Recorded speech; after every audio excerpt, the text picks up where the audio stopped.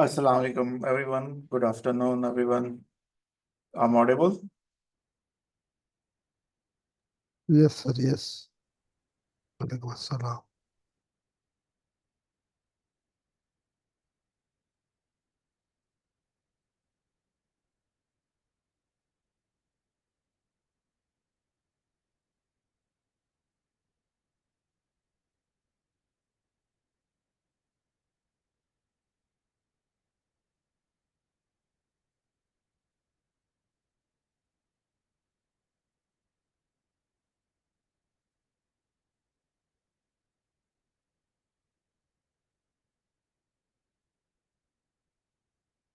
Okay, guys, we're gonna start now.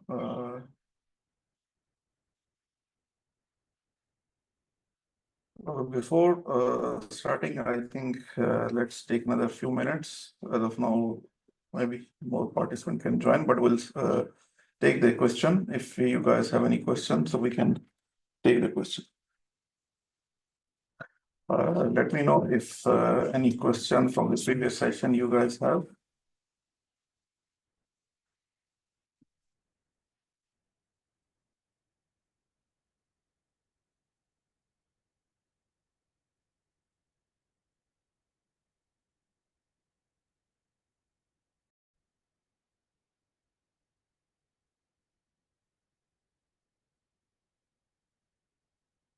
Yes, guys, the last session we are started from the exempt income. Under exempt income, I'm just gonna make the quick refresher, then we'll start from the current topic. Because this is the same topic, so I just wish to give you the refresher. The exempt income, Article 22, there is a total 4 exempt income. Okay, the first is the dividend received from the local jurisdiction. Second is the participating interest exemption, and this is our today topic in detail we will discuss. And the third is the foreign permanent establishment exemption. And fourth is non-resident person having international transportation. These are primarily the 4 exempt income that is discussed under Article 22 of the city law.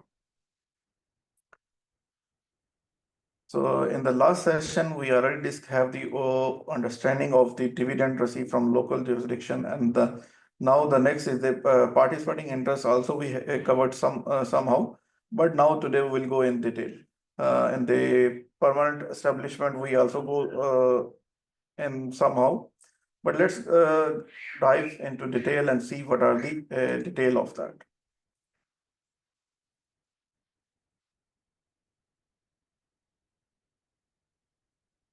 So exempt income, why we study the exempt income and why we need to go through or understand the exempt income. What is the importance and where in the corporate tax this exempt income understanding is required and how we can meet in the corporate tax this part of the return. So here the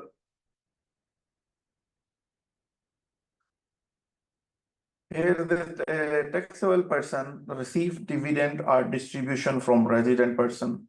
The first exempt income that we discussed from the local jurisdiction, from the UAE jurisdiction. So this is the information that we have to add into the return. We already understand why if we receive the dividend, we have to report here. The taxable dividend has any dividend profit distribution from resident.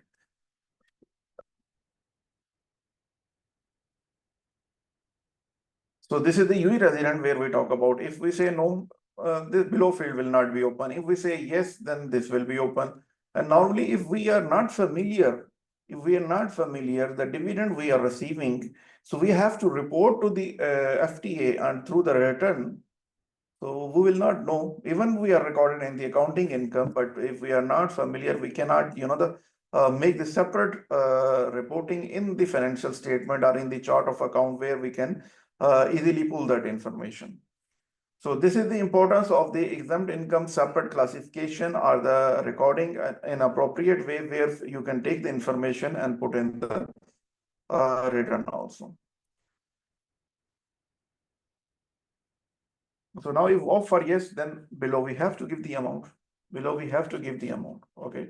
So now if you maybe already realize that FTA is going to each and every point to cover or take the information from the taxable person, and later on he can do the further documentation. He may require the further documentation, because if you have the exempt income.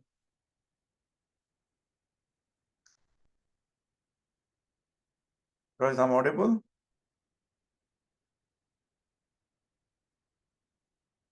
Okay. So here under exempt income, we have the 4 income. So here I mentioned the A. A means the first exempt income we are discussing, covering under the return. This part I made as a reference purpose. Wherever you see the A, 1, 2, 3, this is for reference purpose to understand the correlation between the full topic. But here I added from the reference in the tax return, all this others, this question, this is the all part of return except this one and this one. Here we can read also the dividend and other profit distribution received from the foreign juridical person are exempt. But this is the referring to the next part. Okay, but here we are referring to the below UAE resident person. This is the we are referring the UAE resident person. Let's go to the next income. This is the foreign permanent participating interest. What is the participating interest? And just quickly, please be with me and give me the one word. Okay, what is the participating interest? We already understand that.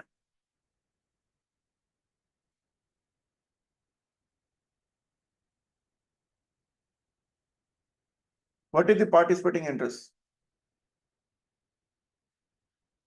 Guys, quickly, what is your understanding of participating interest? In the last session, we already have discussed this participating interest.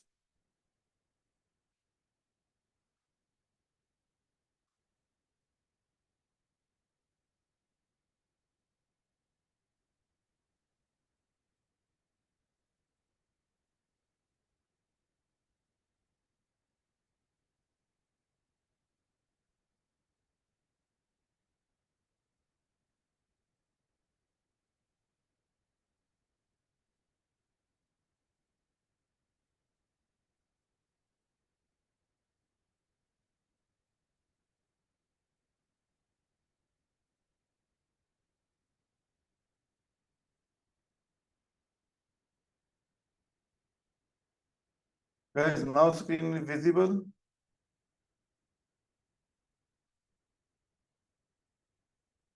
Guys, let me know.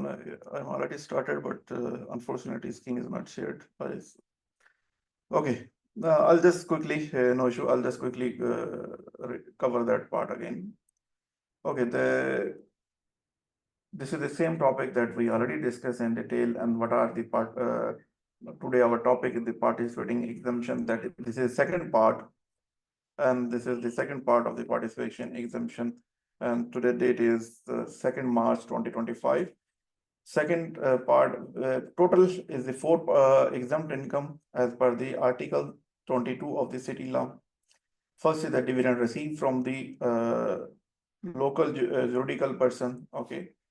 Here the word important is the juridical person that we already discussed in the previous session. Juridical person. What are the other conditions that we already covered in the first part? Now the second income, that is the participating interest exemption. This is our main part of today training. Further, we'll see what are the, now next is the, I'll just cover the main heading. The third is foreign permanent establishment exemption, foreign permanent establishment exemption. Now the fourth is non-resident person having international transportation in UAE. Non-resident person having international transportation in UAE. Here the important part is the non-resident person. International transportation exemption is for the non-resident person, not for the UAE resident person. So now the total is the 4 exempt income. First, dividend from the local juridical person. Second is the participating interest exemption. Third is the foreign permanent establishment exemption. And fourth is non-resident person. So these are the main four main exempt income that we're gonna cover in this topic. Article already shared in the group also, where we will discuss the participating interest exemption. Now, under participating interest exemption, we have the four category. Four participating interest income are exempt. So this we will dive in detail and see what are the four participating interest income that we have the exemption. But before that, why we gonna do that? Why we gonna just quickly the local branches, foreign branches that we already seen that. This is we already covered in the first part. This is just recap, foreign investment, foreign branches. This is we already covered in the subsidiary part. This also we covered in the first part. Now this is the our prime main topic for today discussion that we already covered in the previous, but today under exempt income, why we gonna discuss the learn the exempt income and what is the importance of the exempt income and how to file the corporate tax return, the section the exempt income. This is the one of the important and critical part where we have to see in the exempt corporate tax return, it may be the one two question of there. But if you have the understanding, then you appropriately file the corporate tax return. Recently, I have met in one of the events. So the person is saying, he was providing the services, the consulting service. He said, I'm doing the corporate tax return also, and so already did couple of returns. So when I asked the exempt income, how you do the reporting of the exempt income and how you do the local dividend and the foreign dividend, so he said, why we have to report that? Why we have to report that? I said, what do you mean by why you have to report that? Just now you are mentioning you have filed a couple of returns for your clients and for. So why, he's saying, okay, that already incorporated in the accounting income and we already have the impact everything over there. So it's very easy to file the return. So then I stopped further arguing with him. I said, okay, fine. Maybe you're doing the good because whatever you're understanding, you continue on that. But on top of that, if you wish to go through the detailed topic of such election and the corporate tax return, so please go to my YouTube channel and the PTC corporate tax e-learning and go through. Maybe you already doing well, but maybe it will be added value to your understanding also. So this is the part I give you the one practical scenario also for understanding because everybody can file the return, but this is not the topic. The topic are to file the accurate return with appropriate reporting. This is the main challenge. This is the main challenge. Okay, so this is the exempt income. Under exempt income, taxable person receive the profit and distribution from the resident. Here, the resident means the UAE company. So this is the first exempt income that we gonna see that. If we say no, so then it will be the covered. The further field will not be open because then we don't have to. This is the return that normally people is saying no, and the no return will not be open because the accounting information is inappropriate and you cannot take that data, and for sure you will opt for the no because you don't have that information. Maybe this is the same case that the practical example I shared. So maybe also he do not have the information, so that's why he did not consider that part also. And the next, if we opt for the yes, okay, if we opt for the yes, see this text is written for the earlier this question was both on the one slide. I just separated into two. So this was correlate with the next second slide. Okay. So the exempt income, the second, if we opt for the yes, okay, if we are opting for the yes, so we have to give the information. How we will give the information? If the information is already reported in the audited financial statement.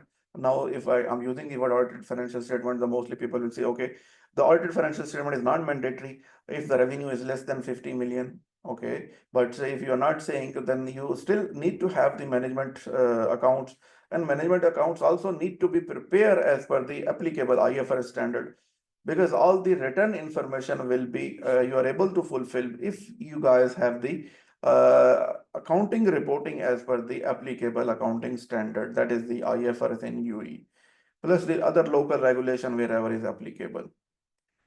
Now, We do agree is not required the audited financial, but still preferable if you guys make the audit report and make the financial statement as per applicable. So because normally this big organization, yes, they already doing the audit, even is the revenue is still below 15 million, but they are doing the financial statement audit.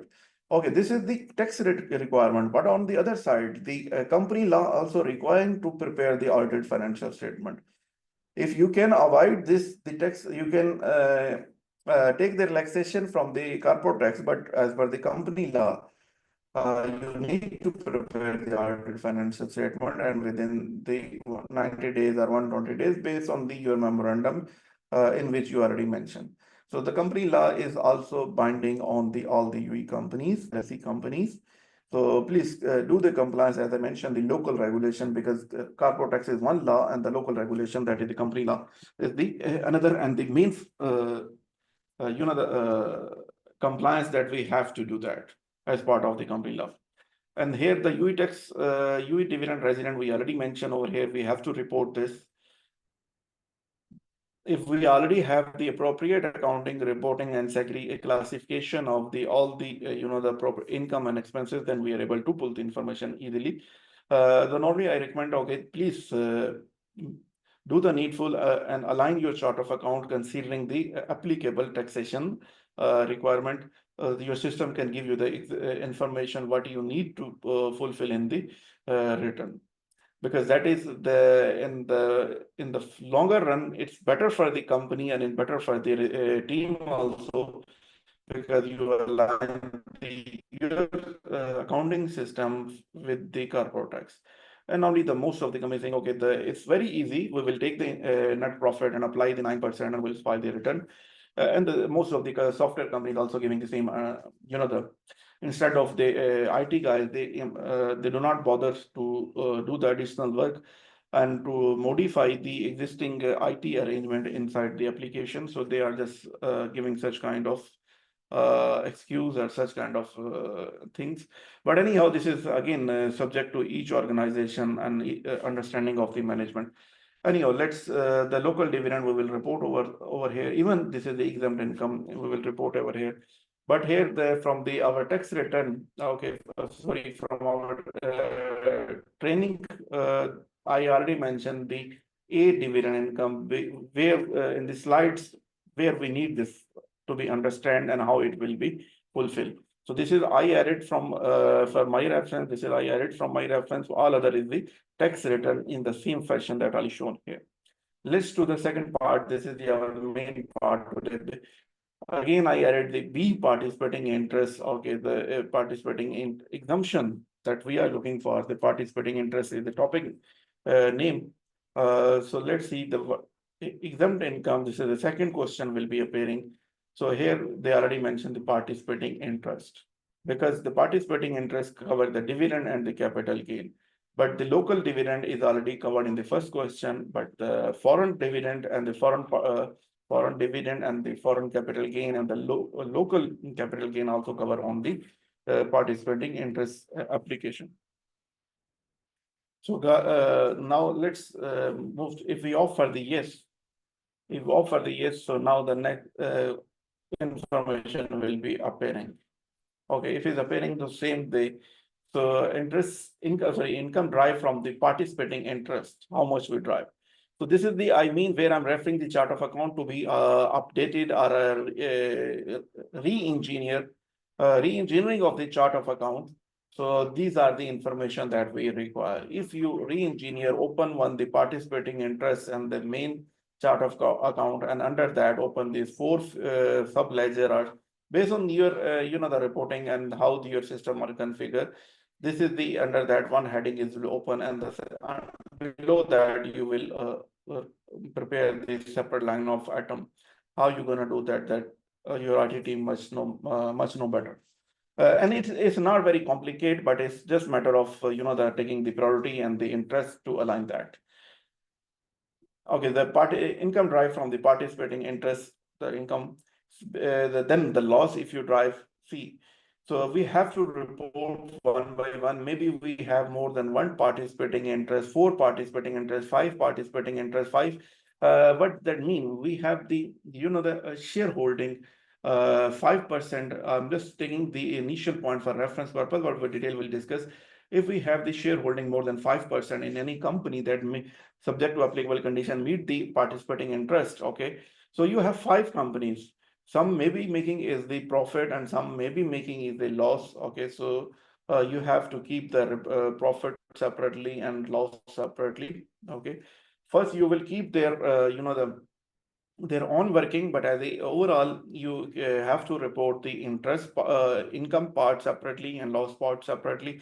Then the income from previous exempt income under the this is also important. Why we need that? Why we need that? Because here is this further condition of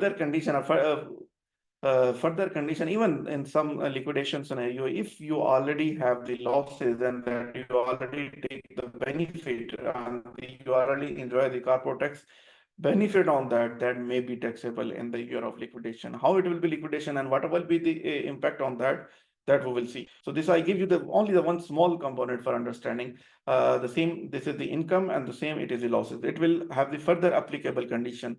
If you guys fulfill, understand the impact of the return, and then we're gonna dive into the topic. This is the primary, the understanding why we gonna detail and what are the further, the key topic we're gonna discuss and why we're gonna discuss. You will understand now much better, guys. Hope is as of now things are understandable, and the point what I'm referring is much clear to all of participants. Guys, quickly respond. I'm just looking for your response. Yes or no? Yes or no? Oh, my speed is also fine. It's not very fast, but it's hope you guys can okay with the speed also. Okay, let's dive into the next our today topic. Our topic is the fifth. Okay, so here we're gonna discuss the exempt income.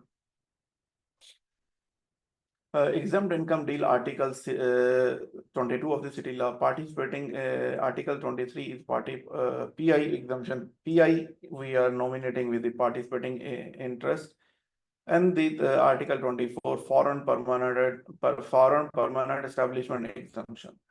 Okay, these 3 articles we gonna cover, and let's see. The first point is the dividend income. That is, what is the dividend income? Is the distribution of profit, discretionary payment that we already covered in the below first part, and now again we're gonna cover dividend income part, distribution of profit, discretionary payment. If discretionary payment, then what it depends on financial results. Discretionary means if the profit is there, then they will pay. If this is not every year we have to pay. This is the board of directors or management of the company. They will decide based on the financial result. Let's say the first dividend income from the juridical person without any condition. Okay, we already seen in the return also the first part. This is the UAE resident dividend. Now the condition below condition, we are not considering that. Why we are not considering? Because this is the UAE juridical person. Which condition? Because we do not look the shareholding 5% or less than 5%. Investment is more than 4 million, more than or less than, not under participating interest exemption. So we will not look into this condition. So now the next part is the dividend or the profit distribution paid by the unincorporated partnership or sole establishment. Taxable for the receiver point of view as a trading income. So this is the important part. This is the important part. If you have the investment, uh, in the unincorporated partnership or the sole establishment. If you have the investment in unincorporated partnership, the sole establishment, guys, I just take the few minutes because the azan is continuing. So just take the silence.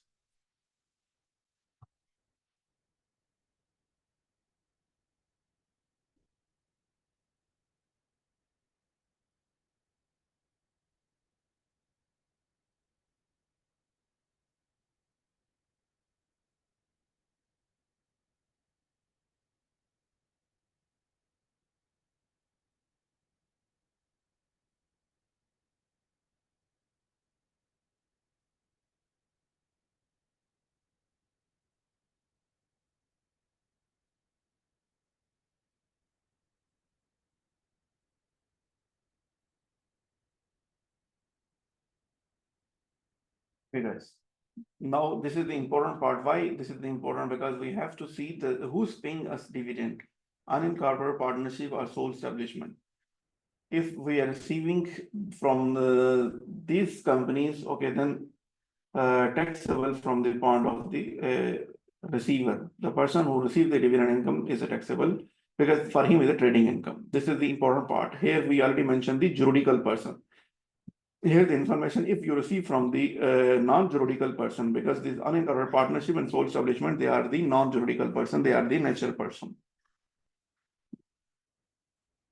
Now let's move to the next is the see now this reference I am putting the same topic is covering 2/9 under the dividend income. I put the 9 points. So now the same continuity I'm going to discuss. Why I'm explaining that? Because it will be to keep this sequence or to keep the understanding which topic we are discussing. Why dividend income is exempt? Okay, the dividend paid and the dividend received. Okay, there is a new, from both point of view, we have to consider. One, we already seen. From one, we already seen in terms of the sole establishment and unincorporated partnership. From the receiver point of view, it is a trading income.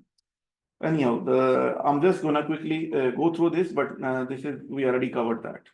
So now the participating interest, this is our main topic, participating.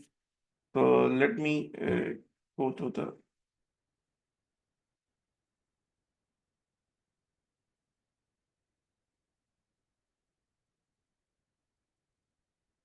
I'll just spend a couple of minutes and cover that.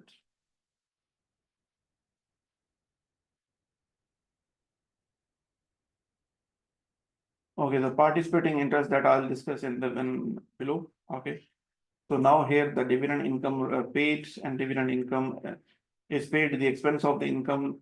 If the expense of the income, then distribution, it's not the distribution of the profit. So here expense will be if he's saying the dividend paid is not is the expense of the company, we are saying no. If no, then is the distribution of profit. Okay, the expense will not appear, the profit will be more, tax will be more, and already tax paid by the company. Now this company is giving the dividend, it will be after the payment of the dividend.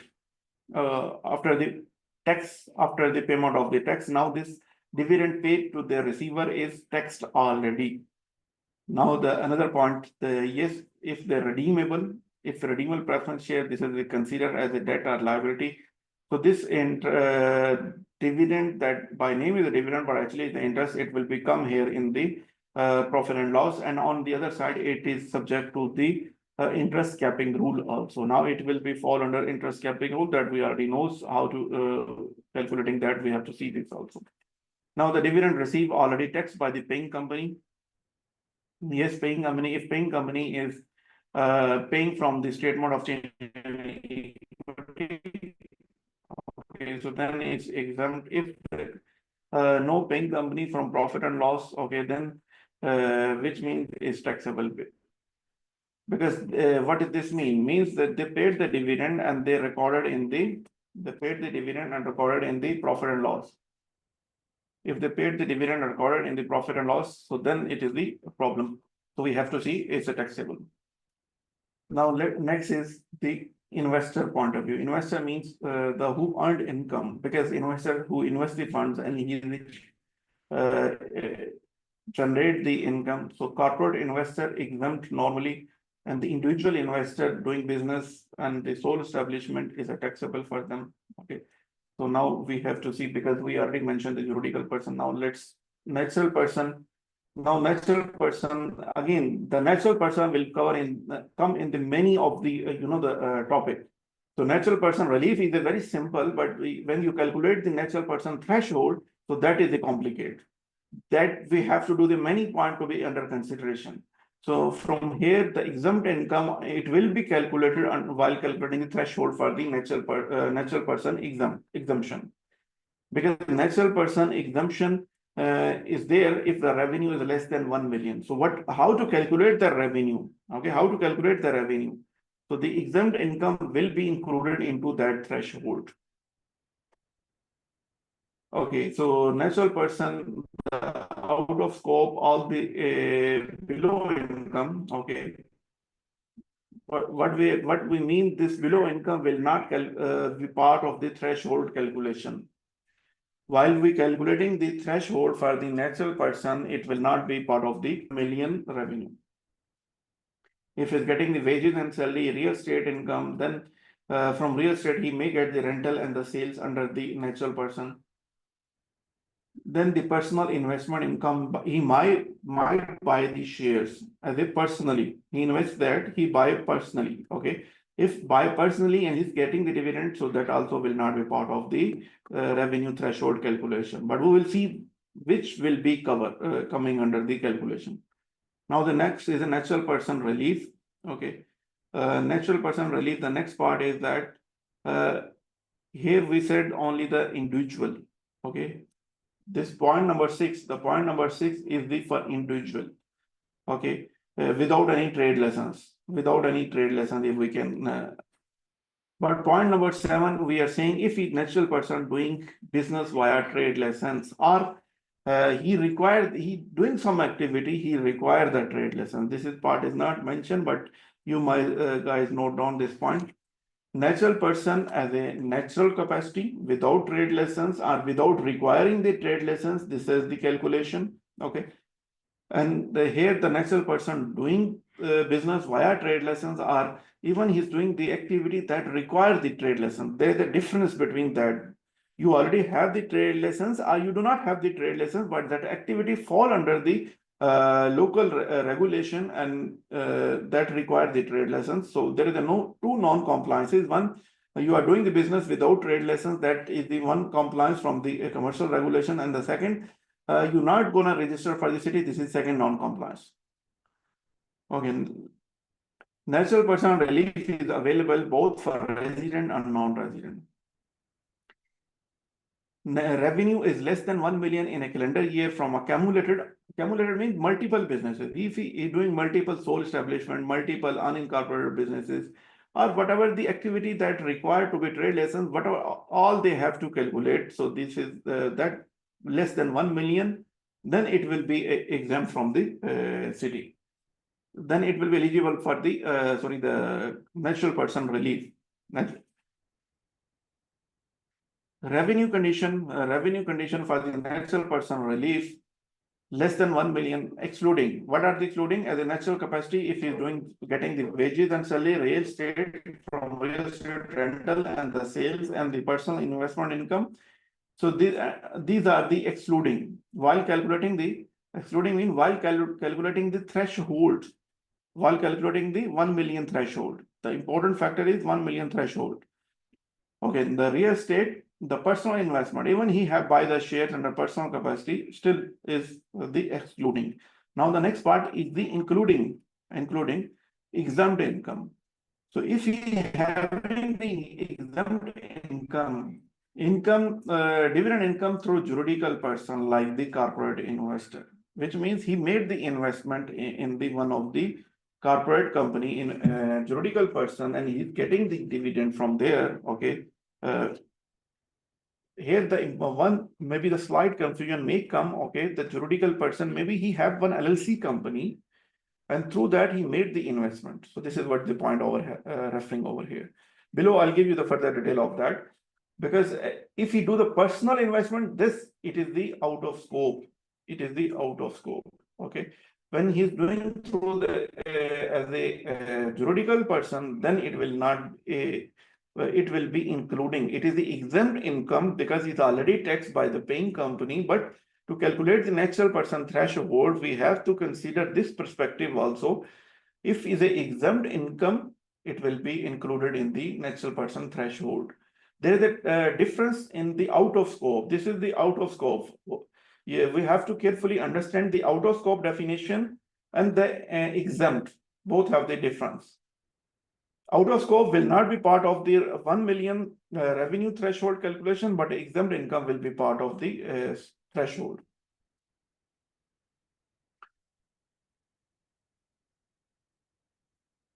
Below 3 income Three income for revenue threshold for natural person, the out of scope, exempt income, and the excluding. So anyhow, we will see in detail this topic. Okay. For SBR, revenue threshold included exempt income. Okay. Even when we calculated the natural person relief and the SBR relief, we have to include the exempt income while calculating the threshold. Okay, exempt income from the tax corporate tax payment point of view. To test the revenue threshold for the SBR and natural person, it will be part of the revenue calculation. Let's move to the next, the exclusion from the threshold calculation. Natural person.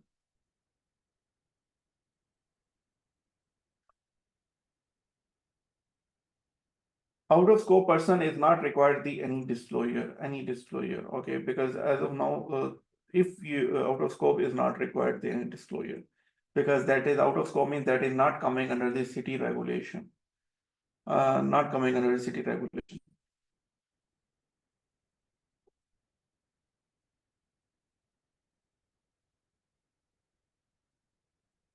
So harvesting is a different salary is out of scope, but the dividend income is exempt. See, this is the important part. Okay, I'm gonna go back that also, but let's see here also we're gonna cover the same part also. Okay, see, better to go to the previous slide. First, guys, we have to understand these are the exempt income. See, exempt income, natural person, if he's generating that income in his natural person capacity, in a personal capacity, income through the investment that he made as a personal capacity.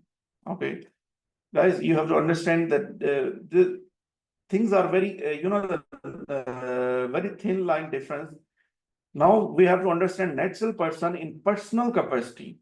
I think now you may understand more appropriately. Natural person, whatever the income generating in his personal capacity, and commonly these income are the wages and salaries, real estate income, rental, and from real estate income, he's getting the rental and the sales.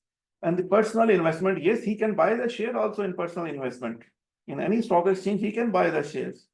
But as long as he's buying the share as a person under his personal name, not through the trade license, not through the LLC company. Okay. So not through the LLC company. If he are the own the sole establishment, unincorporated partnership, but that he opt for the the corporate tax in his capacity, then things are may differ on that scenario. So now here we are discussing even the dividend income under personal capacity is out of scope, but on the juridical person, on the other side, when he's doing the business via trade lessons, when he's doing the via trade lessons, then the story may be different. Okay, then the story may be different. We have to go through now. The exemption definition will be different because the exemption definition here we are saying okay, the natural person. Now here we are. What is this point? What is this point?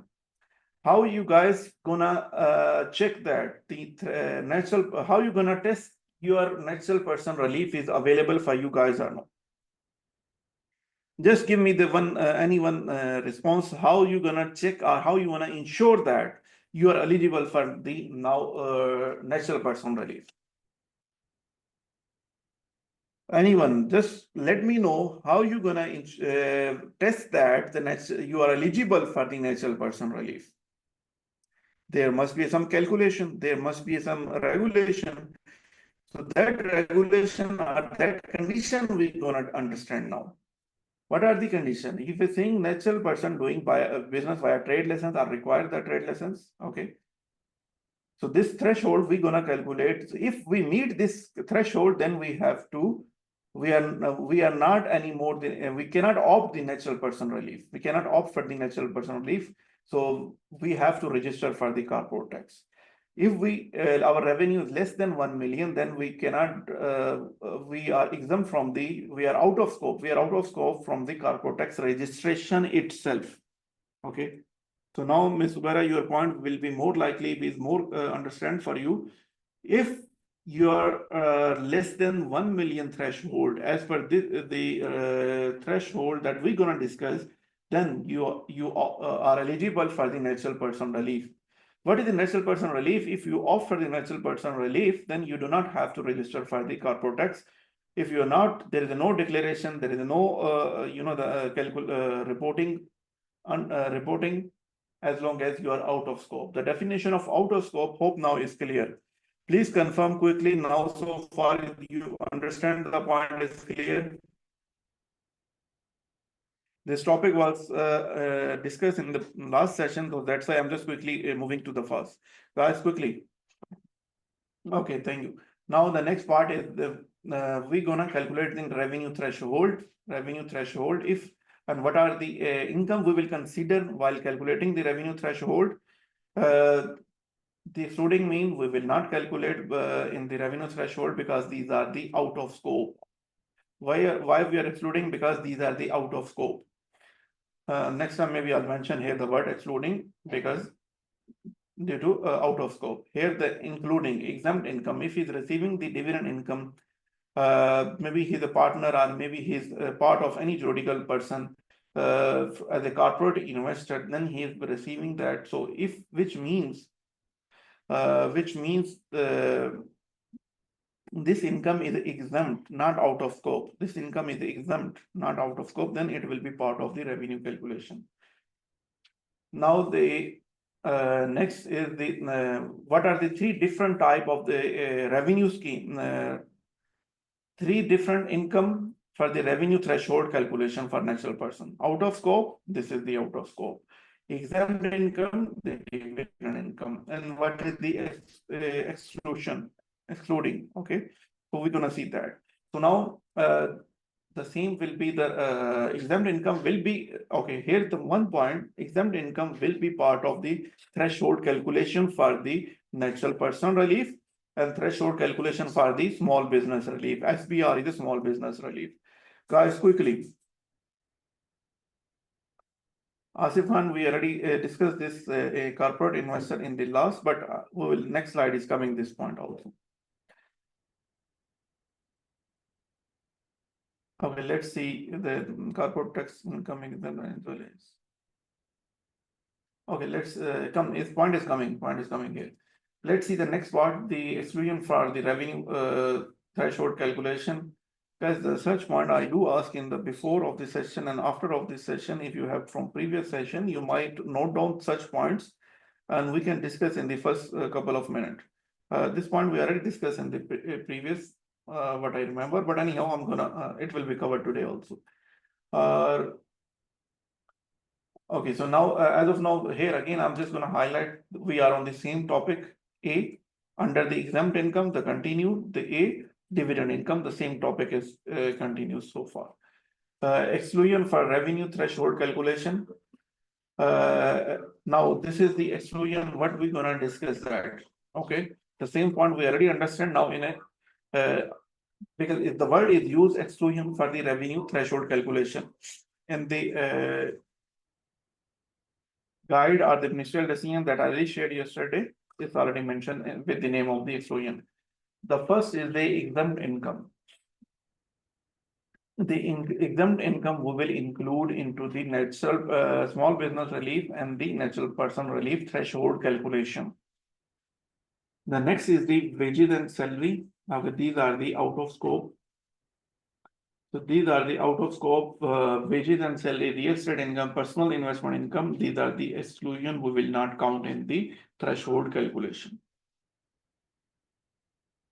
Next is the natural person relief, but before that I added a couple of points that Mr. Asif is asking for that, and Mr. Shahab. Okay, okay, this is the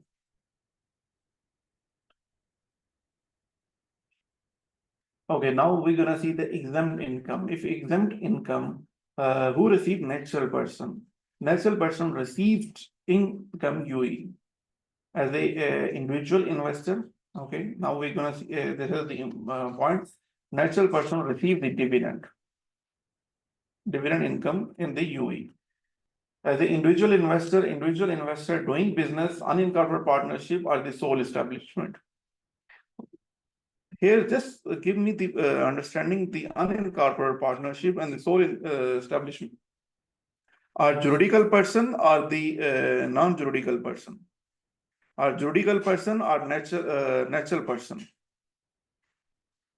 Quickly, juridical person JP and natural person is a NP. Quickly response with your understanding.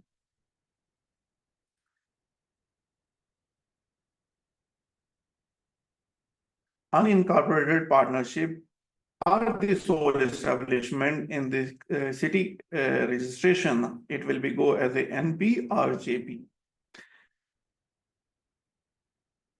Ms. Lubera.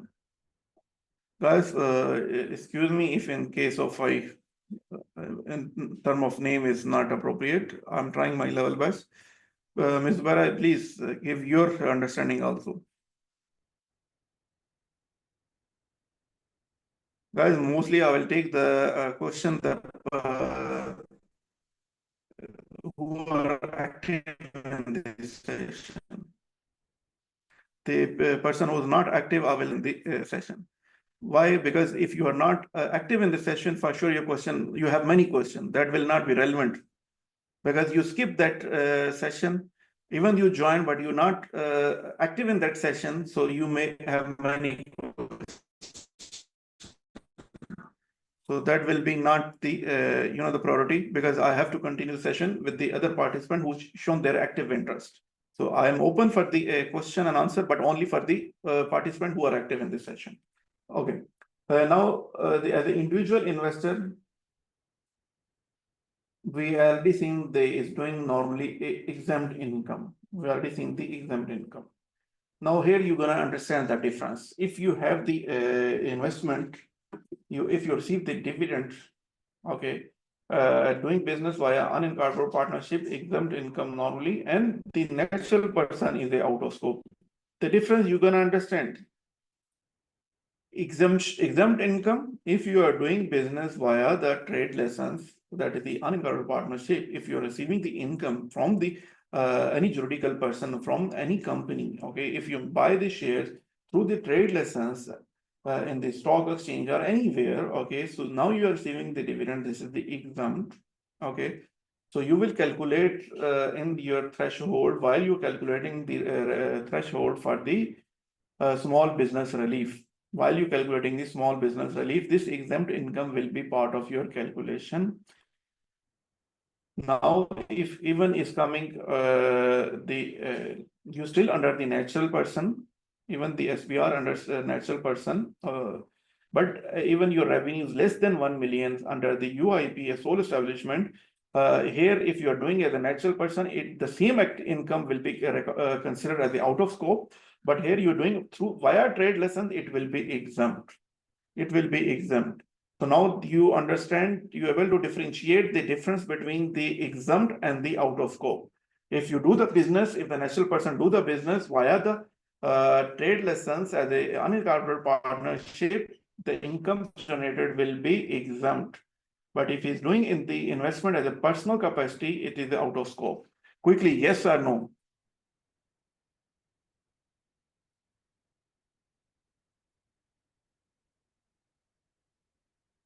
Not all the participants open reply.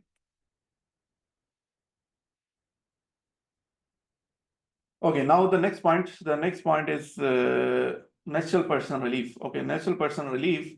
This one we already covered the natural person relief if our revenue is less than 1 million. Okay, do we require the city registration? No. City return? No. City no. But if our revenue is 1 to 3 million, yes, we have to register for the city and we have to. But if our revenue is more than 1 million and less than 3 million in a calendar year, in a accounting year, accounting period, tax period, okay, for natural person, the tax period is a calendar year, okay. Now the small business relief is available. Yes, it is available to whom natural person and juridical person, okay. Small business relief is available to natural person and juridical person both. But here is the difference is that only for resident. A natural person, a small business relief is only for resident. Natural person relief is available to resident and non-resident both are only, okay, resident. RP is a resident.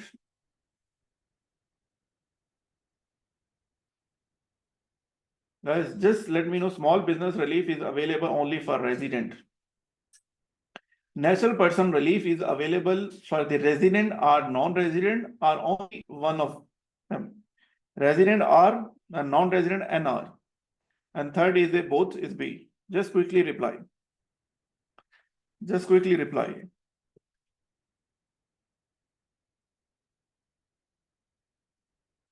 Guys, quickly. I appreciate all the participants are active in the session, shown your interest. Otherwise, even you are investing your time. You investing time. Maybe today the weekend you have to the family time you are sharing investing over here. Instead of time you spend with family, you are investing on this session. So guys, be active. Focus on that. These are the minor points, but it will give you the value in your professional understanding and applying the concept. Even you talk with your organization where you are currently working or in your circle, it will have the meaningful conversation. And you'll okay, now the ownership interest. The ownership interest exempt income. I'm gonna see that the ownership interest, but before that,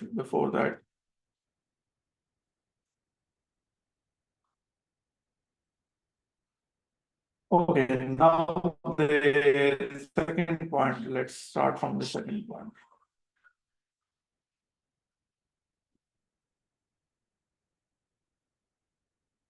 Okay, before that, I'll just go quickly back and I'll show you the first point.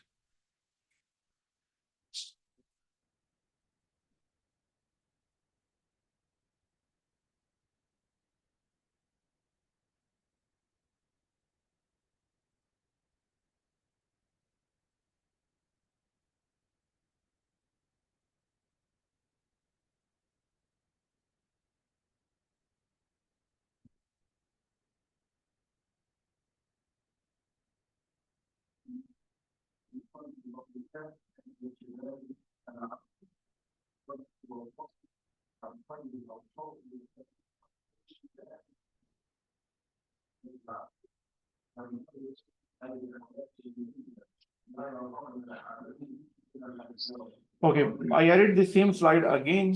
Now we're gonna start the second exempt income. The first exempt income is already covered. So just keep the so now this is the our second point of today. The participating interest. Now, what is the participating interest? Just quickly, guys, quickly. What is the participating interest?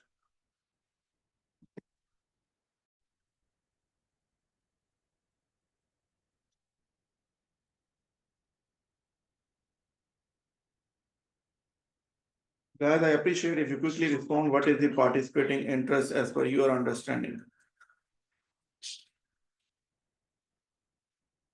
Because there are some funda. Yeah, now Khalil is mentioning income from the foreign subsidiary. This part I was expecting.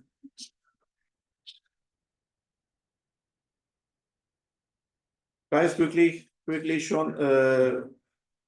Not so far all. Even you are not known that, okay, just mention, okay, not aware. Because I just want to ensure the parties, your active interest, you are online and looking at the active. You aware or not aware, that is not the important. The important is that your interest is there.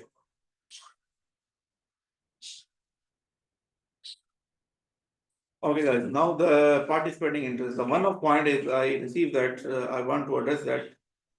Participating interest in the, if we say the shares, if we buy the shares in another company, if we are buying the share in another company, so is there any limitation to buy the share? Can we buy the one share?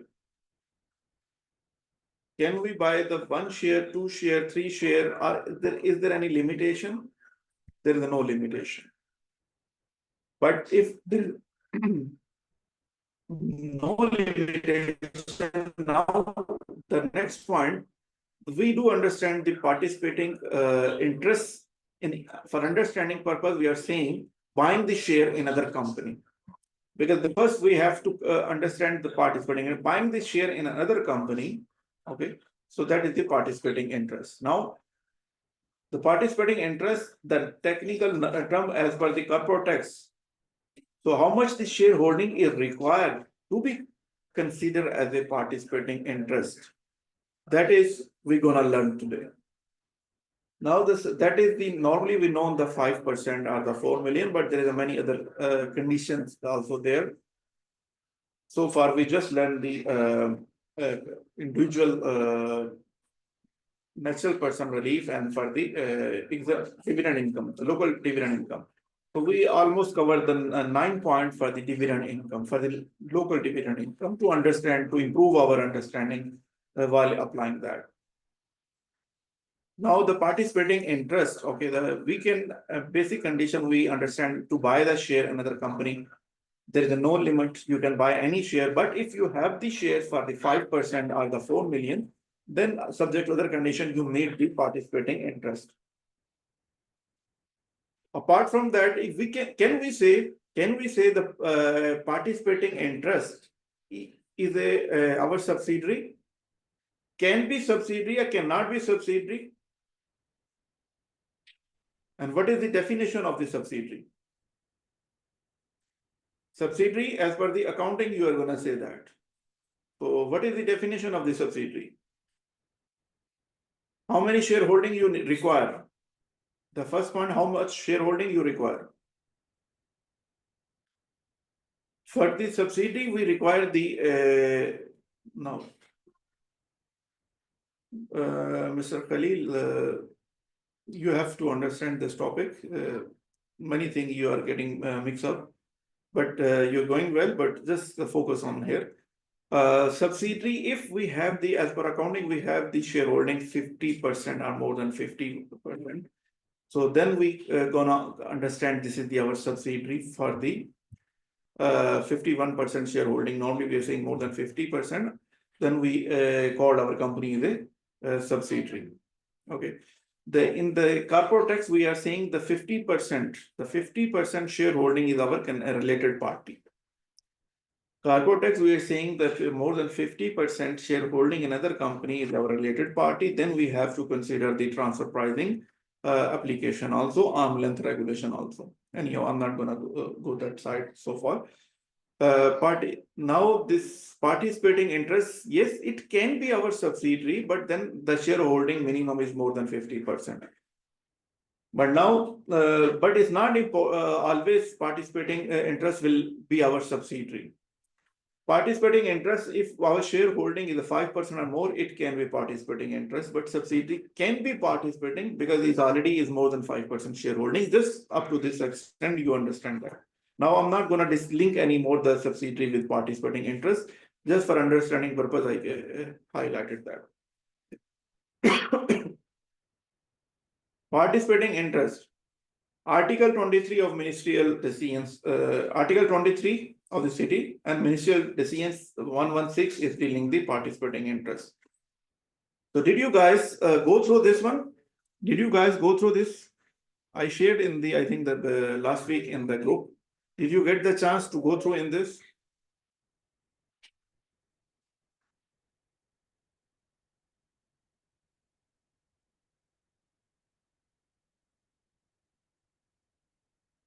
Mr. Rajaf, now I seen you. You are not actively responding, but now just I seen your message. Appreciate if you be active. Okay, now the participating interest condition is no election. Okay, what does that mean, no election? By default, you are eligible for participating interest. Because here we have to understand, do we have to opt for the participating interest, or is there an election for the participating interest? No, there is no election. There is no election automatically, no application is long-term investment. Okay. If you are making the long-term investment, okay, so you are automatically eligible for the participating interest and there is no application, no election. Hope this point is also clear. Now the next part is the company in which having the ownership interest. Company in which having the ownership interest. Ownership interest, we are referring the OI. We're gonna see the next slide, ownership interest from the city law or the ministerial decision. I took that. Shares are equity. Participating interest, we are saying company in which we have the ownership interest. What that mean? We buy the shares. Shares are equity. This is the important, not the debt. Okay, not the redeemable preference share. Now for participating interest, dividend for the foreign companies, dividend from the foreign companies. Okay. Capital gain not taxable and the loss is not deductible on the sale of shares. What is the whole understanding why we are going to focus over here? Why we understand this participating interest? Why we required to go through whole topic? Because we are looking for, can our dividend will be exempt? Can our capital gain or losses on sale of the shares, it will be exempt? This is the whole story and whole point that we are going to understand. Because why we are doing that? Because we don't want to pay the tax. We do not want to pay the tax. Wherever is possible, when we use the word, the optimization of the taxation, this is the meaning of the optimization. Because if you will apply the applicable regulation appropriately, then only you can optimize your tax liability. So this is the whole topic over here. Then, so we don't want to pay the tax on the dividend that we getting from the foreign companies, and we do not want to pay the tax on the capital gain or losses also. Why? Capital gain is not taxable and losses are not deductible. Okay. So let's see the next.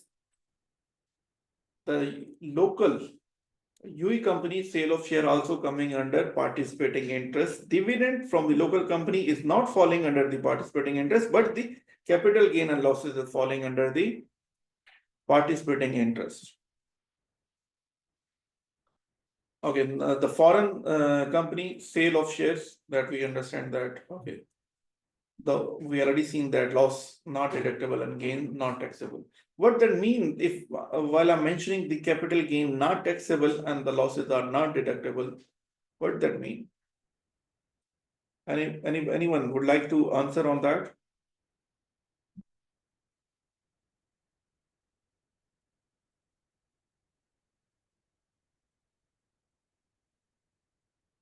Anyone would like to answer on that?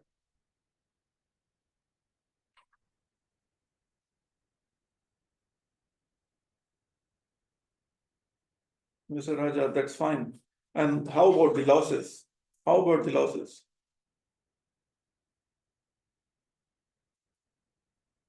How about the losses? If you have the loss,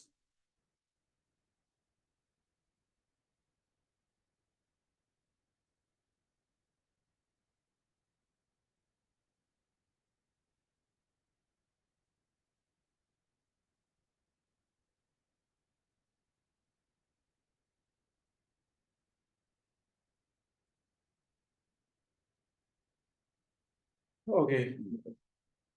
Now the participating interest. But before that, I just want to go to the previous slides. This is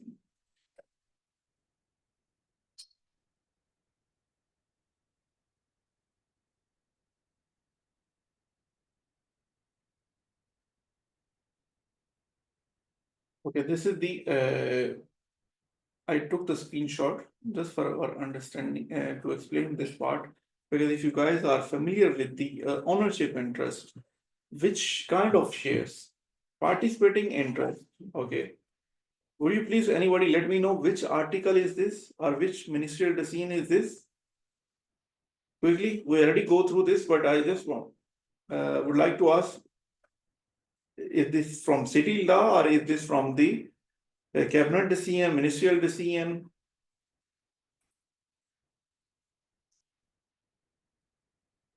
Guys, quickly.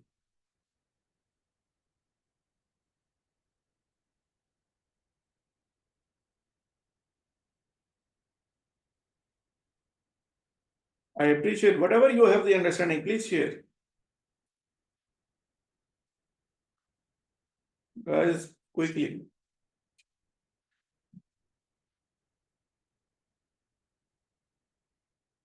Okay, this here already mentioned the Article 23 of the city law. In the first line is already mentioned. An ownership interest shall include but not be limited. Shall include is a thing. This can be, but is not limited. Maybe some other thing may be part of that. But at least this is the basic or the foundation we can understand. Holding any one or the combination of the following instrument: ordinary share, preference share, redeemable shares. When we talk about the redeemable preference share, here the word is a redeemable share, preferred share, redeemable share, membership or the partner interest. Now, our definition understanding is getting broader. From shares, preferred share, redeemable preference share, and the membership or the partner interest. There is many other arrangement through that you may be part of the participation exemption. Or other type of the security, capital contribution, a right that entitle the owner to receive the profit and liquidation. This is the important. You made the investment through other type of the security, but do you have the right that entitle the ownership to receive the profit and liquidation? Do you have the voting right? So this is the basic understanding we have to consider. Do we have the voting right? Do we have the profit entitled to profit and liquidation proceed? These are the basic components. These are called the equity. When we part of equity, then we may receive such things. Okay, we may entitled to ownership or the profit and the liquidation, because this is important part. Here you guys go through in the next, but you may have seen the taxable person has the right to economic benefit produced by the ownership or interest under the accounting standard as per the taxable person. And here the Islamic instrument and the combination of arrangement. So what we understand, we took the overall concept, then we're going to see the each scenario or the transaction, because business operates through the business vehicle, SPV, special business vehicle. If they want to do some business activity that maybe not they able to do that, or even they want to arrange some financing, they're not able to generate from the existing available option, they might use the SPVs. Special purpose vehicle also, a special instrument also, joint ventures, joint operation. There are many kind of the arrangement, but that is the multinational company go through in such things.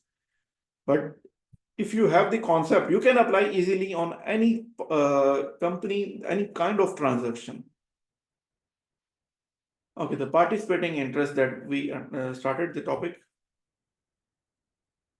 We already know that the equity, the first condition under the participating interest total is a seven condition. The first condition under the participation exemption is the equity under IFRS, ordinary share, preference share, excluding the redeemable preference share, Islamic financial instrument. These are the key points I pull from the city law article 23. Now the next condition is the holding test. Okay, this is the condition I mentioned. Now the first is basically these are the characteristic of the participating interest that we must know. Okay, equity, ordinary share. Now the first condition, we're going to understand the holding test. What is the holding test? Our shareholding must be more than or equal to 5%. Okay. Is there any other condition? Yeah, they're saying other condition also there. Investment is more than or equal to 4 million. If you did the investment in the foreign currency, you are the UE based company and you made investment in the foreign company. So you made in USD, made in euro, made in the pound, so any other currency. So what is the thing? Investment is equal to or more than 4 million at the acquisition date. You will use the exchange rate at the date of acquisition. Which exchange rate? From the UE Central Bank. Take the rate and evaluate, okay, your investment at that acquisition date is more than or equal to 4 million. If yes, then you are entitled to participation exemption, participating interest exemption. Why they said, why we have two options? One is the 5%, another is the 4 million, because sometimes the share value of the big companies are more. You cannot buy the 5%. Due to high share price, you cannot buy the 5%. So they said, okay, even if you have the investment 4 million, but that investment evaluation or calculation at the date of acquisition, okay, at the date of acquisition. Now the another point, the how we do that. Now I receive the question frequently also. They think, okay, if we buy the shares before the city, before the first tax period, then what we do? What we'll do? Anybody would like to answer on that? If we already did the investment before the city, before the first tax period, let's say that your first tax period 2024, and you made the investment in 2023 or 2022.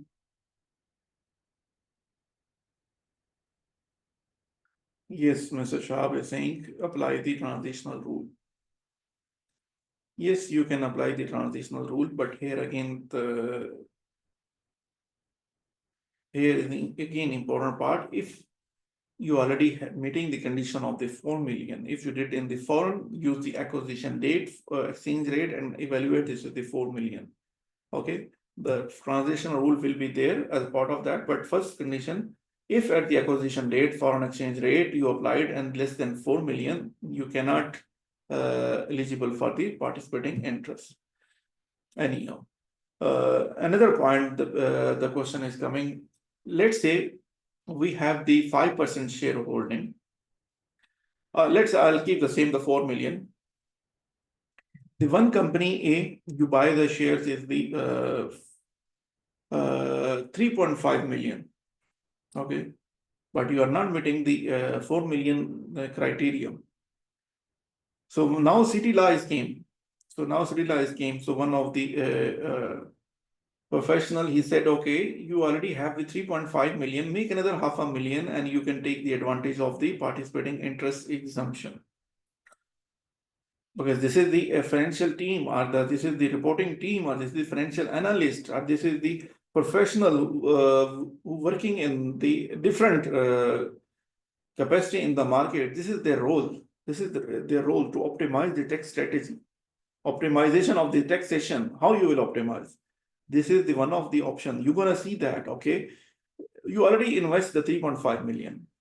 You may work around on that and see if you can invest 0.5 million more, and you will subject to the participating exemption. This is the consultant, this is the Big Four. They are suggesting, while the word using the optimization of the taxation. How they're doing that? This is the one of the key points. From here, you have to look on that and make a suggestion to your management or your client. Okay, this is the one of the option to optimize your tax liability. Although you do the cost analysis, but one of the point. Okay, so at the date of acquisition, now the date when you made the 0.5 million investment, at date you are meeting the condition of the PI. So at that date you have to evaluate all the terms and condition, and from that date onward you eligible for the participation interest exemption. Not before that. That period that you have 3.5 million from the acquisition, maybe the 3.5 million you made the investment in 2020, and now you made the 0.5 million investment in 24. The date, then when you made the 0.5 million investment in 24, from that date onward, you are eligible for the participation exemption. Yes, guys, you understand the point. And the tax optimization point is understand for you guys quickly. So now you can go and ask your management, okay, I can give you the tax optimization strategy.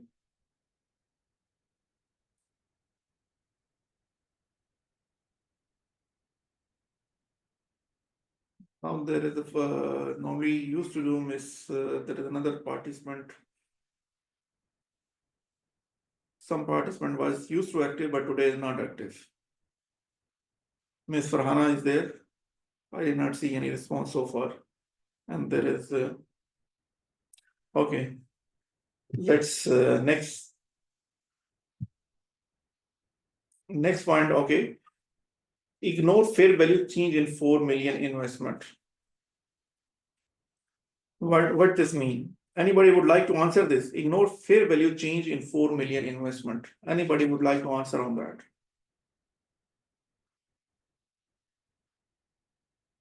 I appreciate if anybody answer on this. Ignore fair value change in 4 million investment. Yes. So that will impact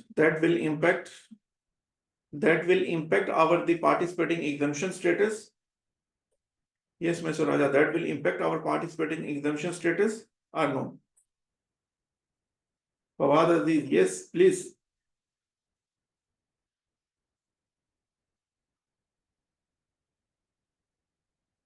Yes, because we are considering the acquisition date.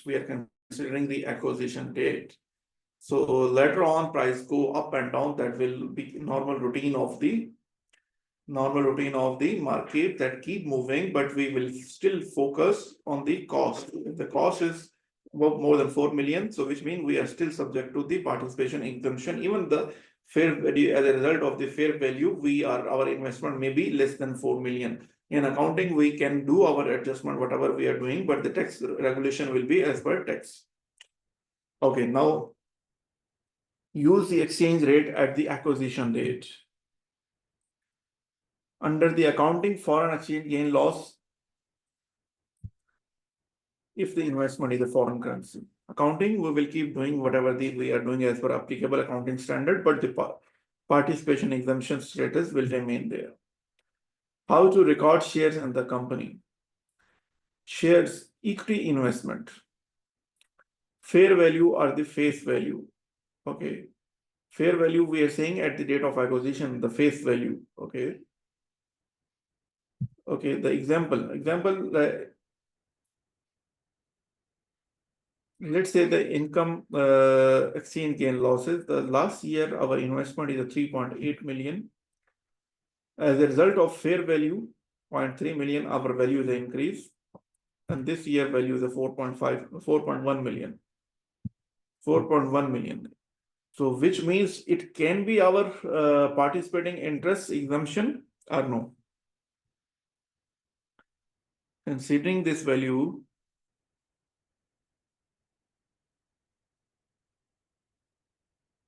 it will not be our participating, because our focus is the acquisition date, not the fair value, Fair value will not the impact. Here the test is failed. Why? We applied test over here. It's not 4 million. So now we took the example 2020 when we purchase. If this is we purchase, and if meeting the condition of 4 million, yes, it is fine. Acquisition date, fair value, it will not be cannot meet the condition of the participation exemption. Let's move to the next. Okay, the participating interest. More than or equal to 4 million at acquisition date. So let's see the example 2 further seen. Shares equity investment. See here I'm using the word equity investment. Okay, the word equity, you understand the ownership interest. Just now we go through, and here the further definition of the equity investment as per the IFRS. Equity investment as per IFRS. Why IFRS is important? Because if our investment as per IFRS is not equity, so then we cannot do all this calculation. We will stop over the first point. We stop over first point. We are stopping over the first point. Yes, it is not meeting the definition of the equity, so we cannot do the calculation for the participation exemption. All other conditions will be irrelevant. Let's see the example 2. Last year, our 3.5 million exchange rate gain is 2.2 million, and this year investment is a 5 million. Is it meeting our requirement or not?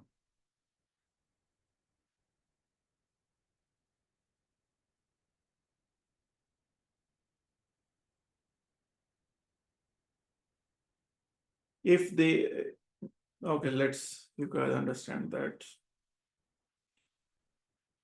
test is failed. Okay, I think now we are on track to we are getting the response. One question is came that we will see in that also, because at each stage we have to see. Yes, it's the Bukhari that if the part of investment, see that we're gonna discuss that. We have this slide on that. Okay, now the transactional cost. Okay, so now the 4 million, how it will become 4 million? This is another important part. If we buy the shares, maybe our investment is 3.8 million, but we have some transactional cost. So that transactional cost will be part of the investment or no? Will be part of our investment or no? This is the point.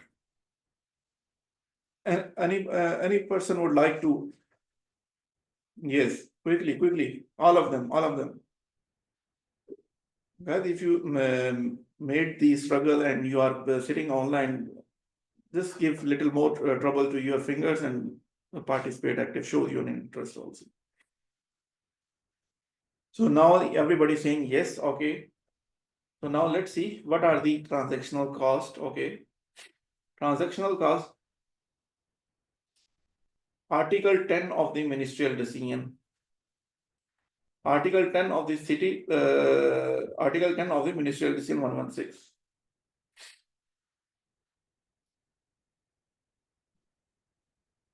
I appreciate if just try to search and share the link of the ministerial decision, and because there is the one big list is there. I just took the some crux of from some points from there. Anybody would like to share in the group this article, this ministerial decision, or the screenshot of this article? How active you are? Why I'm referring to search that? Because here is written already. Here is written already. Because if you do this exercise, you will know how to search that also, how to reach to that point also.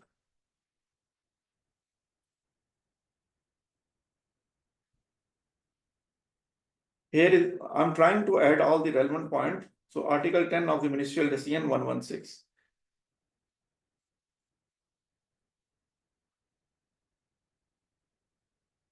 Okay, now let's, the shall be capitalized below cost. Shall be capitalized below cost that we incurred as a result of acquisition of the shares or the investment. Professional fee, who's the professional fee? Consultant fee or the broker fee? You know that there will be a consultant. Yes, Mr. Raja, thank you very much. Thank you very much.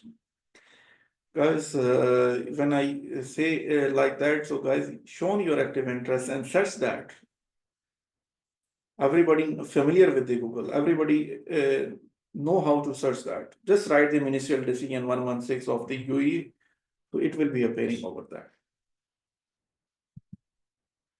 Okay, the professional fee, you may hire the consultant that who did the evaluation and all that.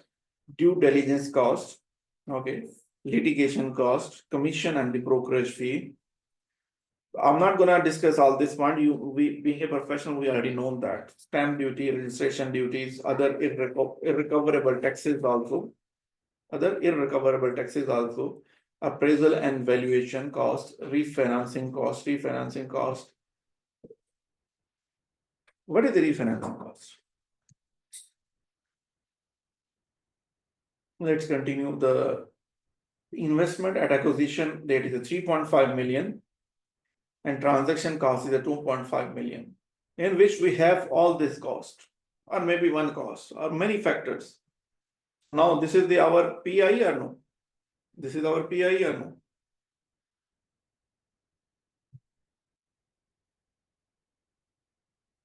Guys, quickly, this is our PI or no? Yeah, thank you, Mr. Roger.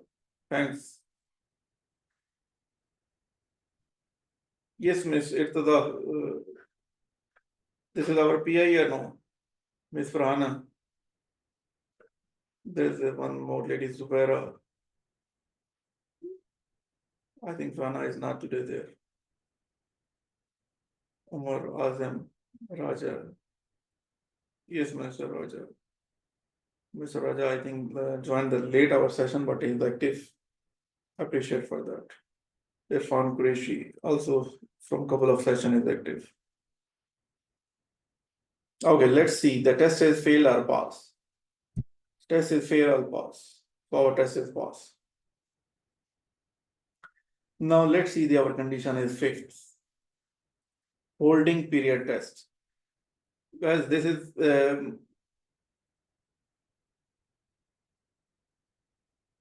see, these are the primary or the main we are covering. Okay, based on the each transaction, you will go the relevant and see that you may have the further information also. Okay, but this is the overall understanding. Are more than 80% or more than 95% the points I already captured in this presentation. Okay, but you still know that the 100%. While you go for the specific transaction, you have to go through the relevant point again. But 95%, I'm trying my level best to cover the point that will be. And this, if you learn only these points, okay, so you are the very much is appropriate in your professional life, very much appropriate in your professional life. You can apply, even the consultant is they are doing, if they are not most of the, I'm excluding the big companies, but most of the companies, they are not familiar with that also. The consulting firm also, they are lacking on that also. Because they know only to just file the return. Because they also don't know, and the small company owners, they also don't know, and the accounting team, they also don't know.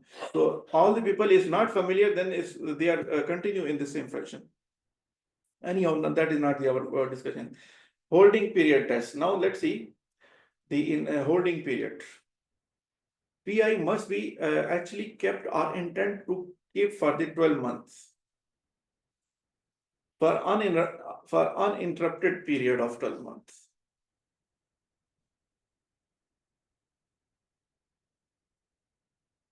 Holding period, we see that. Okay, now the next is the same point. We're gonna see that actually kept our intent. This is under the holding test. Under holding test, PI is the participating interest must be actually kept or intention to hold for 12 months for uninterrupted 12-month period. So let's see the next. Actually kept. This is the holding test part, but actually kept the definition. We're gonna understand that dividend income from the foreign. Actual or intention actually hold for 12 months, or you have intention to hold for 12 months. So here we understand how our intention will give us the benefit. This is the temporary benefit. We intend to hold for 12 months, but actually if we do not hold for 12 months, this is the temporary benefit. This is the temporary, we can enjoy the benefit from the taxation, but this is not the permanent benefit. So there is a certain stage we have the temporary benefit, and certain stage we have the permanent benefit. So now this intent to hold for 12 months, it can give us the temporary benefit. In terms of temporary benefit, we might take the cash flow benefit. We have to pay the tax, but our intent is that to hold for 12 months, So we will get the PI, participating interest exemption. But if you didn't hold in the year in which you sold, this benefit that you taken, it will be taxable in that year. It will be taxable in that year. So same amount you will add in the next year because you break the condition. If sold within the 12 months, exempt income taxable in the current year when selling. The last year you made took the benefit as the exemption, and this year you will add that exemption in the city computation. Capital gain or losses, foreign and the UAE. Now we said under dividend, do you see there is no local dividend? Because local dividend is not coming, that is a separate. But the UAE capital gain and losses falling under the participation exemption must keep actually it for 12-month uninterrupted period. But here is a debate because in the city law is mentioned the same thing. Actually our intent to hold for 12-month uninterrupted period. In city law is mentioned in the same way. City law is mentioned in the same way. Actually our intent to hold for the 12-month for uninterrupted period. But the FTA clarification, FTA publication, FTA public consultation document, they mention they actually hold for 12 months. Sorry, FTA tax guide, they mention the 12 months. And the ministerial decision do not have any comment on this. So here is the debate. Do you agree with this? Do you agree with me? Must keep actually it for 12-month uninterrupted period. Do you agree with me on this or no?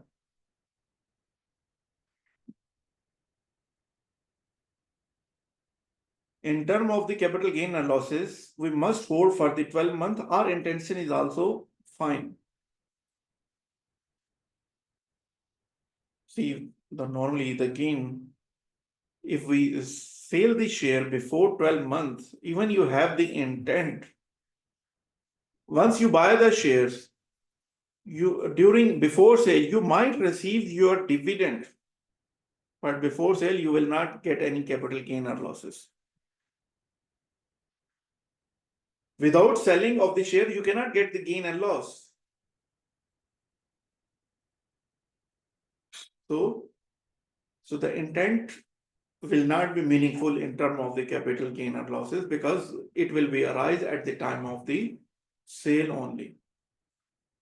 So then here they actually kept for the 12-month for uninterrupted period to enjoy the benefit under the capital gain or losses. This condition is applied over here. Do you agree with me or no? City law is mentioned in the both, but even in terms of the dividend also, we've seen that is a temporary benefit. So at the end, it will be taxable. But now in the term of capital gain and losses, even if the FTA public guide, they mention that actually hold, but practically we know the gain will be arise upon sale. And upon sale, we already know this is already 12 months or no. Even we sold less than 12 months and we have intent for more than 12 months, but now the actual transaction is closed. So the intent is irrelevant now. Now intent is irrelevant now. So we are considering if at the time of capital gain and losses, if we hold for 12 months, yes, then it is the subject to participation exemption. Guys, you agree with me or no? But why the city law is mentioned, that also I will explain in the certain scenario, how we can use that also. But in the bottom line, we understand upon sale, we will get the gain and exchange loss. So at that time, the actual period is already there. So intent will be secondary. Let's go to the next, okay, but exception. Now, but exception is there in certain way. They said 24 months you have to actually hold in 3 cases. In certain scenario, there is exception of this rule. There is exception of this rule for the 12 month. So what is the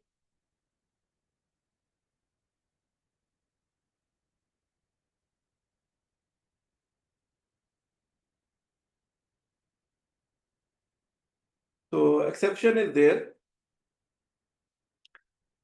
Under this exception, holding will be 24 months in 3 scenarios. What are these scenarios? When purchase share under qualifying group, Now the qualifying group, I believe we did not cover so far the qualifying group. Anybody know what is the qualifying group? Anybody knows what is the qualifying group?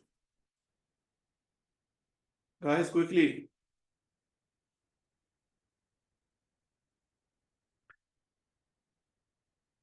Okay, the qualifying group under Article 26. Now, okay, here you just understand the exception. Under qualifying group, we will hold for the 24 month, not the 12 month. So qualifying group, the definition is 75% shareholding between the member companies. Direct or indirect shareholding is a 75%. If we have this, then we are considered the qualifying group. If we buy the shares in another company where the 75% shareholdings are meeting, okay, so where the 75% shareholding are meeting, okay. See, we said 51% or more than 50% is subsidiary. Now that is subsidiary for the accounting point of view, okay. From the corporate tax point of view, this is the related party, okay. You see the definition is a related party. Under related party, the transfer pricing arm's length regulation will be applied. Or related party transfer pricing arm's length regulation will be applied. Now, if our shareholding is 75% between the group companies, okay, we have another company where we have the shareholding 75%. So that is our group company, and the group company is our qualifying group. If the qualifying group, is there any election for that? No election, no application automatically. This will be automatically. If now you are looking for the share 5% shareholding to meet the definition of the participation exemption. If the participation exemption, if your shareholding is more than 5% or equivalent to 5%, you are eligible for the participation exemption. But now if your shareholding is more than 75% of the group company, so now the additional condition will be applied. What is the additional condition? Additional condition is 24 months, because now you have the 75% shareholding. The PI, participating interest, is the 75% of another company, and that is a group company. So now you have to consider the additional regulation, that is the qualifying group, and under qualifying group, so your holding period is 24 months. Guys, you understand this point? Thank you, Mr. Adnan. Thank you, Mr. Qasim. Now, please let me know this point. Do you understand this point? Qualifying group point is understand.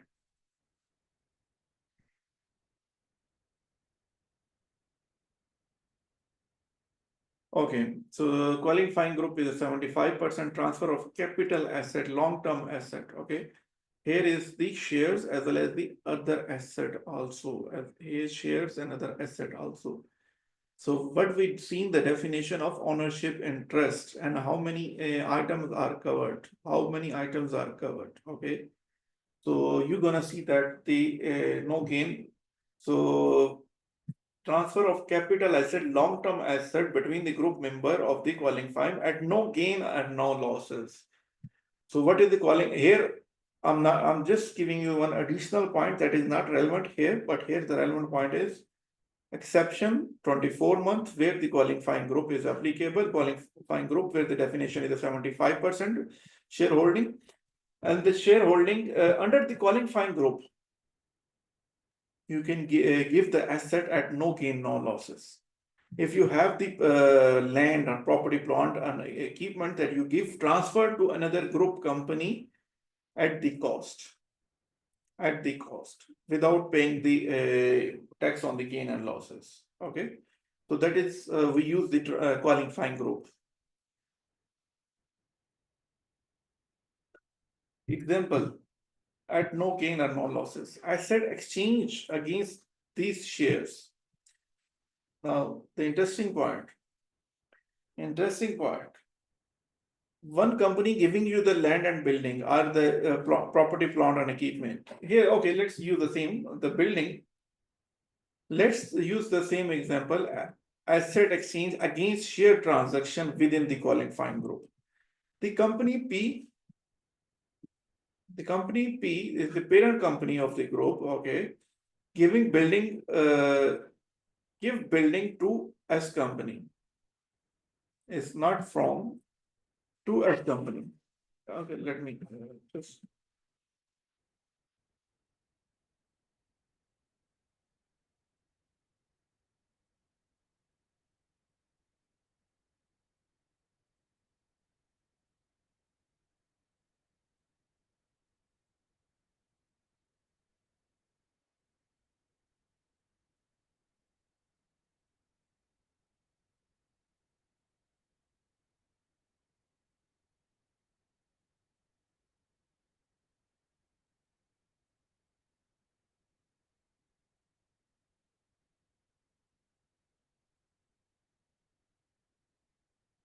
Okay, the company P is the parent company, give building to S company.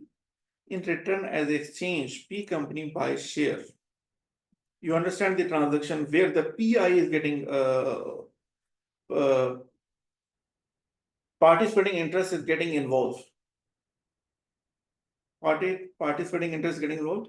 He gave the building, but he took the shares as exchange instead of money or instead of just other item. So now if the shares are coming,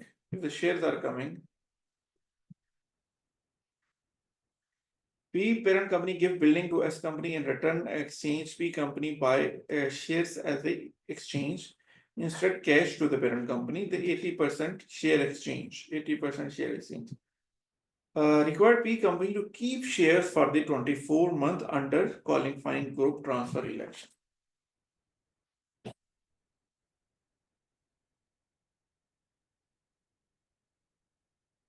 Under the qualifying group transfer election. Guys, you understand the point here?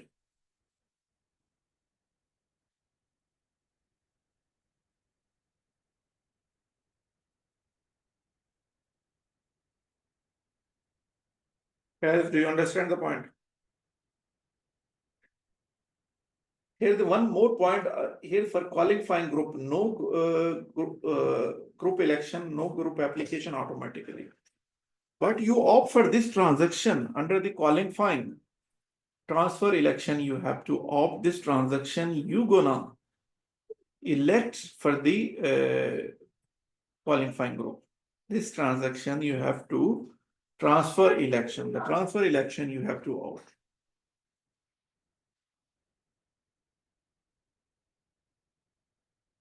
Yes. What will happen, Mr. Khalil? Your point is relevant. But what we are discussing, what is the heading of this point? What is the heading of this point? What is the heading of this point? Please quickly. What is the heading of this point? We are discussing the capital gain or losses. If the capital gain and losses, it will not appear. If it is appear, so we are out of participation exemption. If we sold before 24 months, then you cannot take the corporate tax benefit, claiming the exemption. If you sold the asset for the before 24 months, then you cannot take the advantage. You cannot take the advantage of participation exemption. So which means that is subject to taxable. We doing this exercise we will not pay the tax. But if you are not meeting the condition of 24 months and you sold before that, so it will be subject to tax. It will be subject to tax. So this is the whole point over there. They are required to 24 months. If they sell before 24 months, it will be subject to tax. You cannot take the benefit of exemption. Here, if we are doing this, we have to make the election for transfer election, because when you do this, okay, you have to make the calculation notification. Yes, we made the transfer election. That's why we did not, because under qualifying group, you have to give this information. Under that, this transfer election, you have to report that. This is the transfer group, qualifying group transfer election. This is the information that's in future subject to tax or may not subject to tax. In the transitional period, such transaction will be more important, because from the previous year, many things to be reported. And the once in the during year also you have to report in the each return. So this is the another point. Let's move to the next. Get share under getting share under business restructuring relief. Getting share under business restructuring relief. This is the also one of the election option. Okay. The transfer election under qualifying group is there. Okay. But the qualifying group itself is available. Transfer election is off. Under restructuring relief, that also is there. And let's see the example one. Mr. X, business X sold. Business X is operating as a sole establishment. So he have the company. He buys the shares in LLC company. He buys the shares in LLC company. Okay, Mr. Bai, he have the asset and liability in sole establishment. Let's see the example of next. Mr. X sole establishment. See, here is the company. He's saying he run the business through the sole establishment, and he have the LLC company where he have the asset and liability. Okay, let's see. Now here the example is the to WhatsApp and the Facebook. Do you know what is the WhatsApp and the Facebook relationship? What is their ownership relation?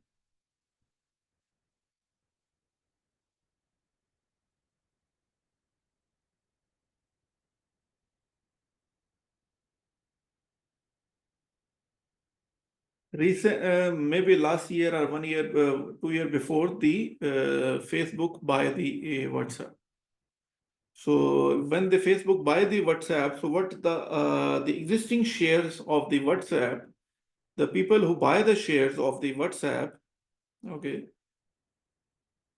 So WhatsApp shares, what they did, what the offer they did.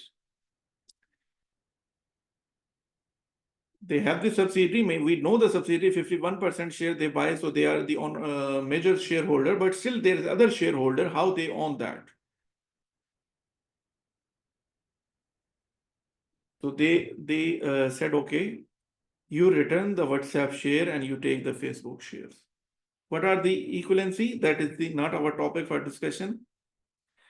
So now they said, okay, instead of the WhatsApp shares, you return back the WhatsApp share and take the Facebook share. So they made some calculation and they give equivalency value of the WhatsApp share. They give the share in the Facebook Meta.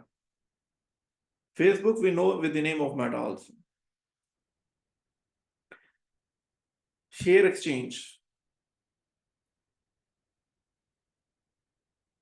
So now this is the business restructuring. You understand, okay, he's running the business of this example one.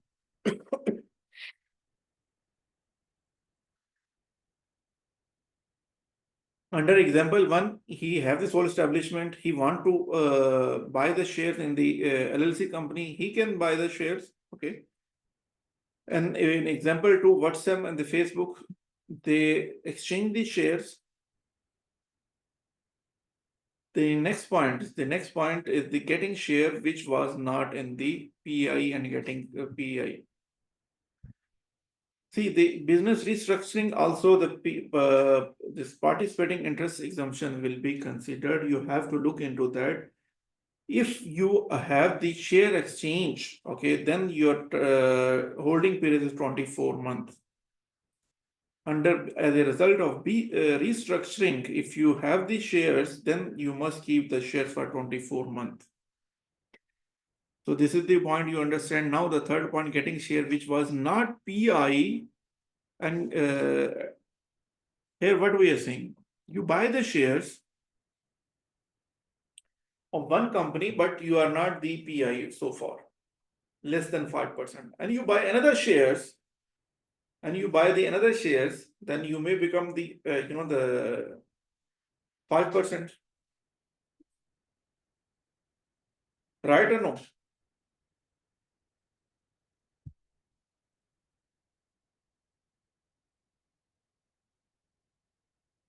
Guys,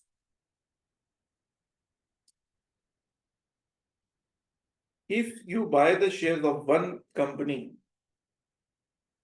but if you buy the share of one company and let's say the 2%, and later on you buy another 3%, and now you are meeting the definition of participating interest, right? So now my point is that will subject to the 12-month or the 24-month. That is subject to the holding test. The holding test is 12-month or 24 months. 12-month or 24 months.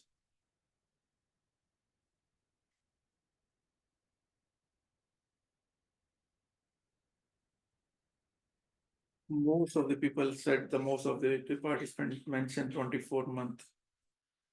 Incorrect. Incorrect. So that's why I asked before. Yes, this is correct from the date of making it is 12 months. Yes, Mr. Shahab has mentioned the 12 months from the date. That is correct. But here we are discussing the exception. Okay. Under exception, we are saying getting the shares. Here we are discussing the exceptions. So under exception, what is the option? Just 1 minute.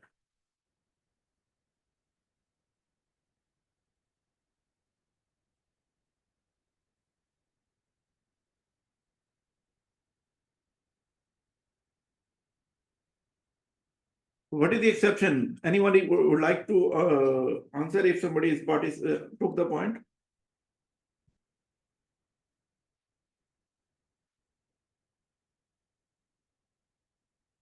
Anybody would like to answer this? Just see the slide. Okay, let me drop picture for you. It's fine. This is not the, very easy. It took time to understand this point also. Let me draw for you this.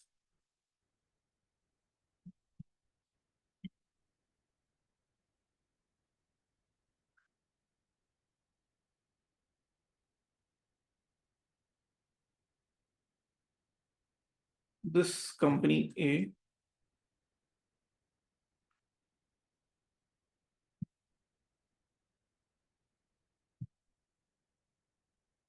We have 2% shareholding here. So now if company A, the value of the share is very expensive, we cannot buy the more than 2%. Okay. I'm giving the example, but practically how it will be, that may differ, but just understand the concept. Due to any reason, we can buy only the 2% shares. Maybe we do not have the capital.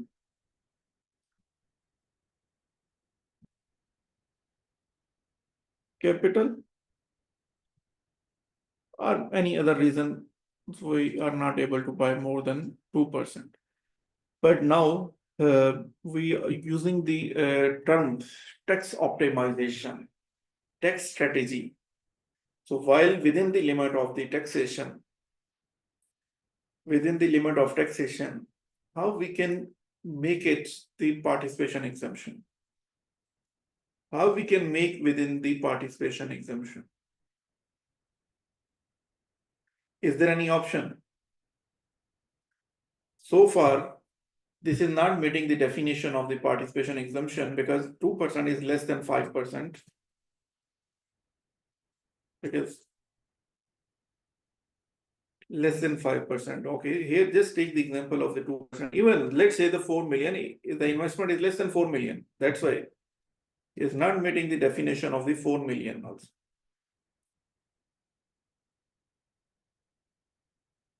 See here the point you here, let's say the 3 million. So 2% and the 3%, both is not meeting because the value of the 2% share is less than 4 million and 2% is less than 5 million. So here the investor or he don't want to put more money over here. To buy another 3%, he have to put capital. But maybe that amount is not valuable. Sorry, he do not have the cash. Okay. So as of now, how we can make this under the participation exemption? So being a professional or being a accounting expert or being a professional, we did the exercise and we said, okay, fine.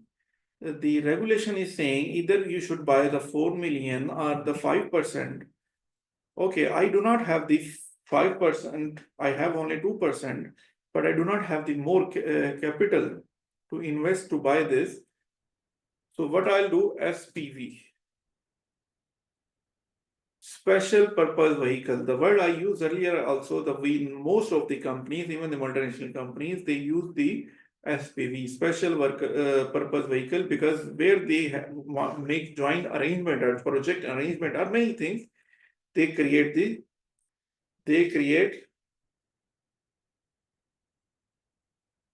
SPV. So what we did, we open another company that is owned by 100% by us. Okay. The same. Here I give you the example, let's say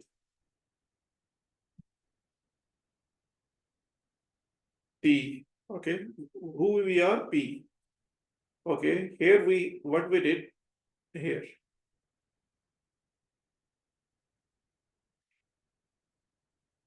Here we have 2% share. Okay, what we did, the P open another SPV. Under SPV, now what he did? Under business restructuring, what he did, he said, this 2% shares, what he owned, he sold to this company.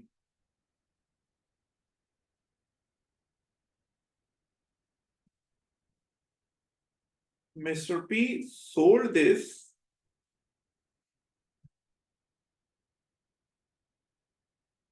to SPV. So now this 2% is not anymore here.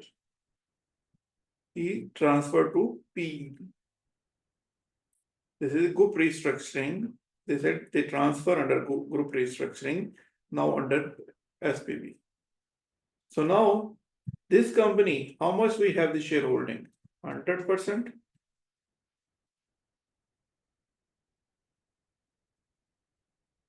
If it's 100%, so is this company now meeting the definition of PI?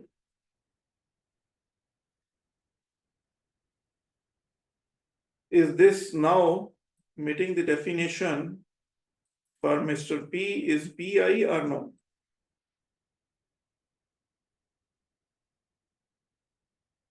Guys, do you understand the concept? Now the P is the Mr. P.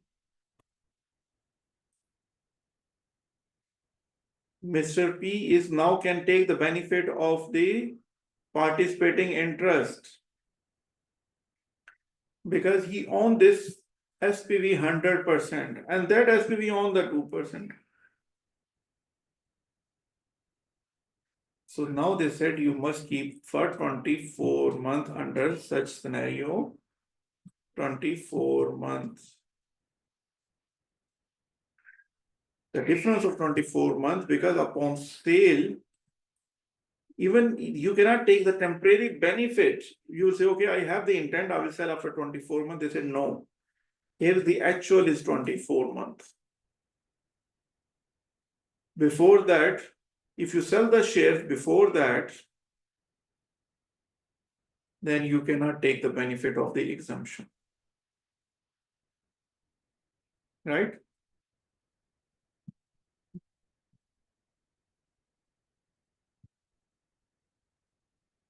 Now gonna come this point.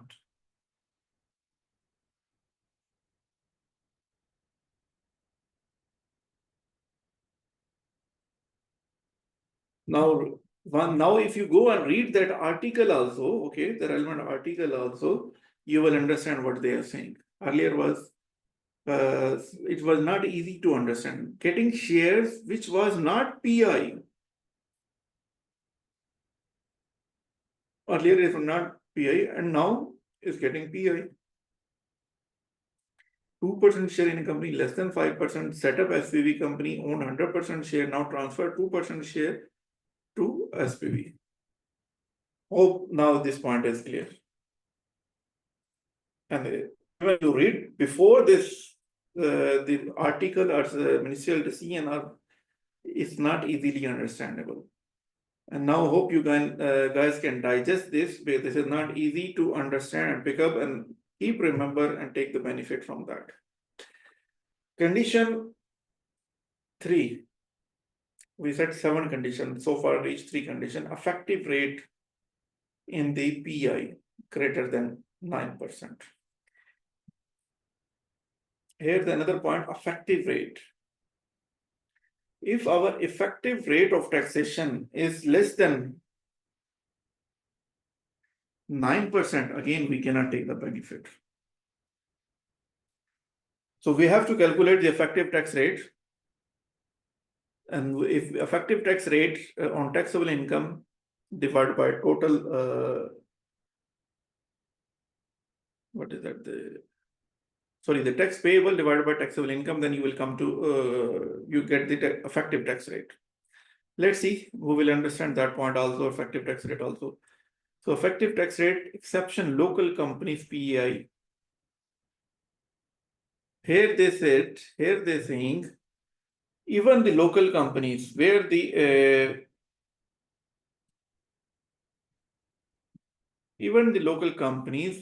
effective tax rate is less than 9%, this is the exception. Test pass considered as an exception automatically. For local companies, there is exception, but foreign companies, we have to ensure this effective tax rate more than 9% is there or not there. If not there, we cannot take the exemption benefit also. So now you guys understand, earlier you were saying we are discussing, okay, 5% or 4 million. So how many conditions are coming and what are the applicability of the condition and how it will be applicable? Let's take and extend another 15 minutes, cover this 2 point more, I think 7 total, third we already. Next is not very bigger. Are you guys okay? You can continue another 15 minutes. I wish, because we already covered previous topic today, that's why, otherwise it should be covered. Okay, then local test, if saying exception is there, under local PI, if even the effective rate is less than 9%, the test automatically pass. Exception is there, qualifying free zone companies. Okay, 0%. Now the next is a list of exempt person, natural resources, government entity, qualifying public benefit interest entity. In the first session, we discussed this exempt person list and very comprehensive. You can go and see from there. Here, take the concept. Next is that business applied for small business relief. Yes, this is the exemption. Business applied for small business relief, but you have the participating interest over there, and you're getting some income from there. The capital gain and the loss from there. Yes, automatically is there. Holding company, investment in another company, holding company who invests in another company, investment in another company. investment more than 50% in qualifying asset. This is another tricky point or the critical point. Holding company, if he made investment in another company, but the investment must be qualifying permanent PI, qualifying investment. So now what is the qualifying investment? What is the qualifying investment? Just spare another 5 to 10 minutes. Qualifying investment, we will go through in detail the qualifying investment. Effective tax rate. I'll come back to the effective tax rate because effective tax rate calculation, how it will be. First 375% will be zero rated. Guys, now due to Ramadan, yeah, the prayer time is also coming in between. So either we can shift 30 minutes because the prayer time almost started is 12 or 12:30. So either we shift 30 minutes from 12 to, let's say, the 12:40, or we may take the break of 15 minutes after 1 hour, and we extend it later on. So either way, in next session, we will do the needful. Okay, now just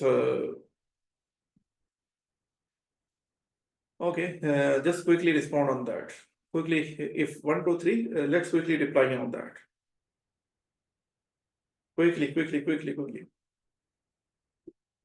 Because after that, if we delay more, so then next prayer time will be there. Okay. We'll discuss with Mr. Sayyed also for the same. Anyhow, let's continue this. Today is the exception, but let's continue.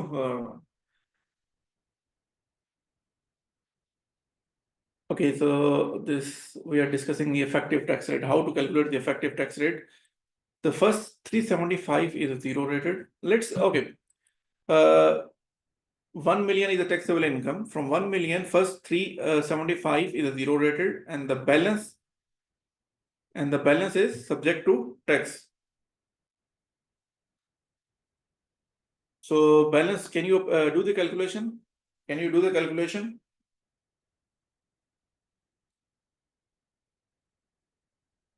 Guys, will you do the calculation? Taxable income is a 1 million.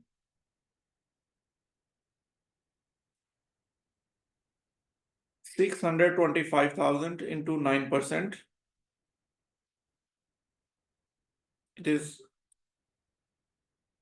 1 million minus 375,000.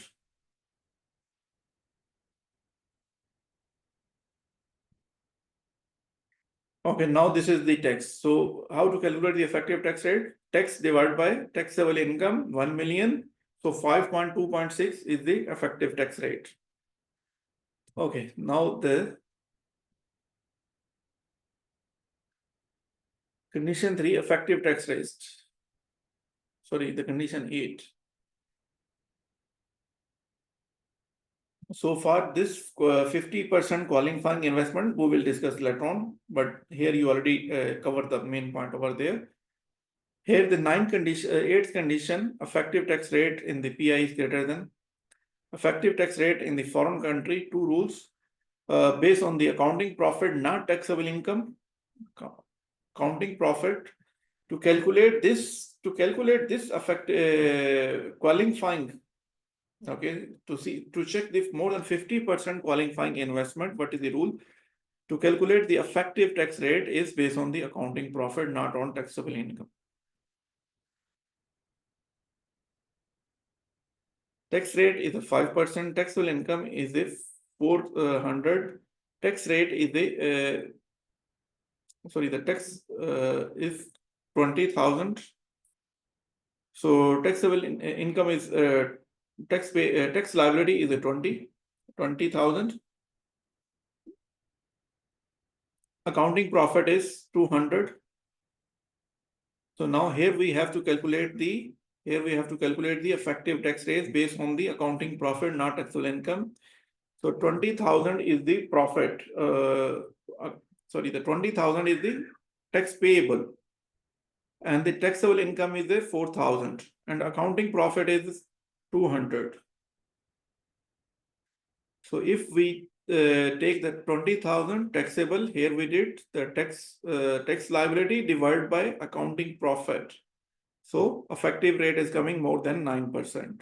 So test is passed. But only the exception for the foreign company, you have to make the effective rate test calculation based on the accounting profit, not on the taxable income. And here we did the effective tax rate in UAE, effective tax rate in UAE based on taxable income.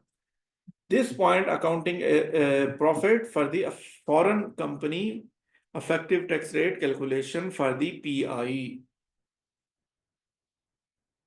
So test is passed. But if you do this, if you instead of 200, you put the 400 taxable income, okay, then this test will be failed. But exception, what is the exception is there? Accounting profit. Okay. And the second rule is that accounting profit must be under IFRS. What this mean?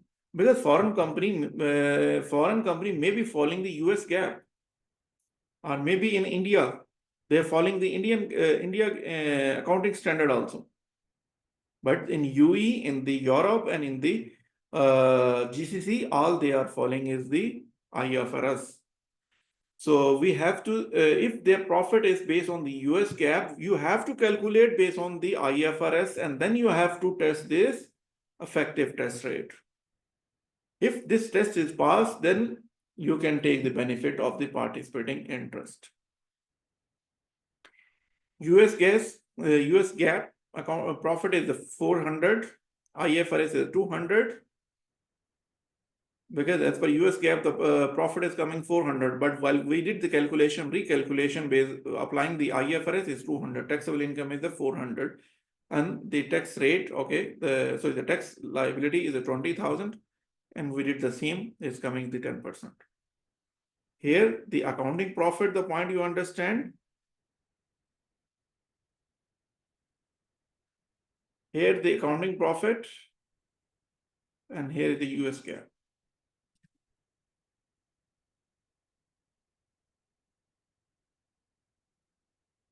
Guys, hope the point is clear.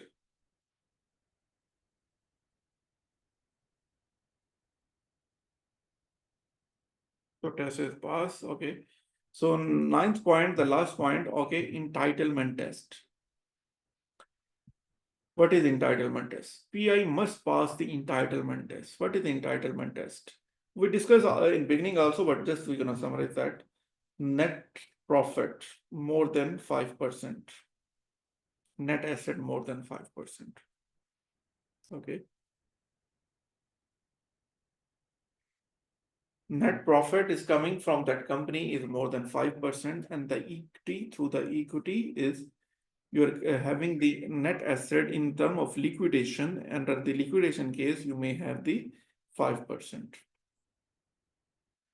Hope you understand. Then entitlement test, if you holding the 5%, under equity, you will meet that condition.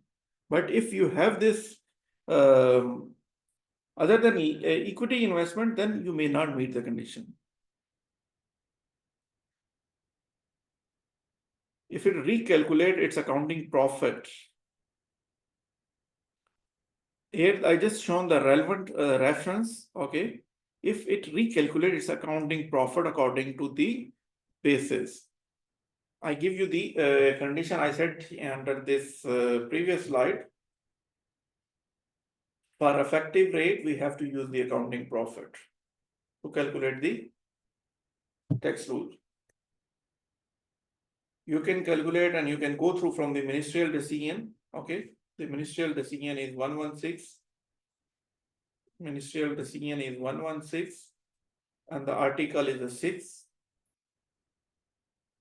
You can go through in detail because maybe we have the disagreement, so that's why I just added the relevant screenshot only. Okay, guys. This we will cover next time because it will take time. Up to 9th we already covered. Thank you very much due to prayer time. And next session on Saturday, in Sunday, will be the 1, 2, 3, and we will announce in the group also. But one more thing before that, I just want to ask you guys. Let me stop sharing screen.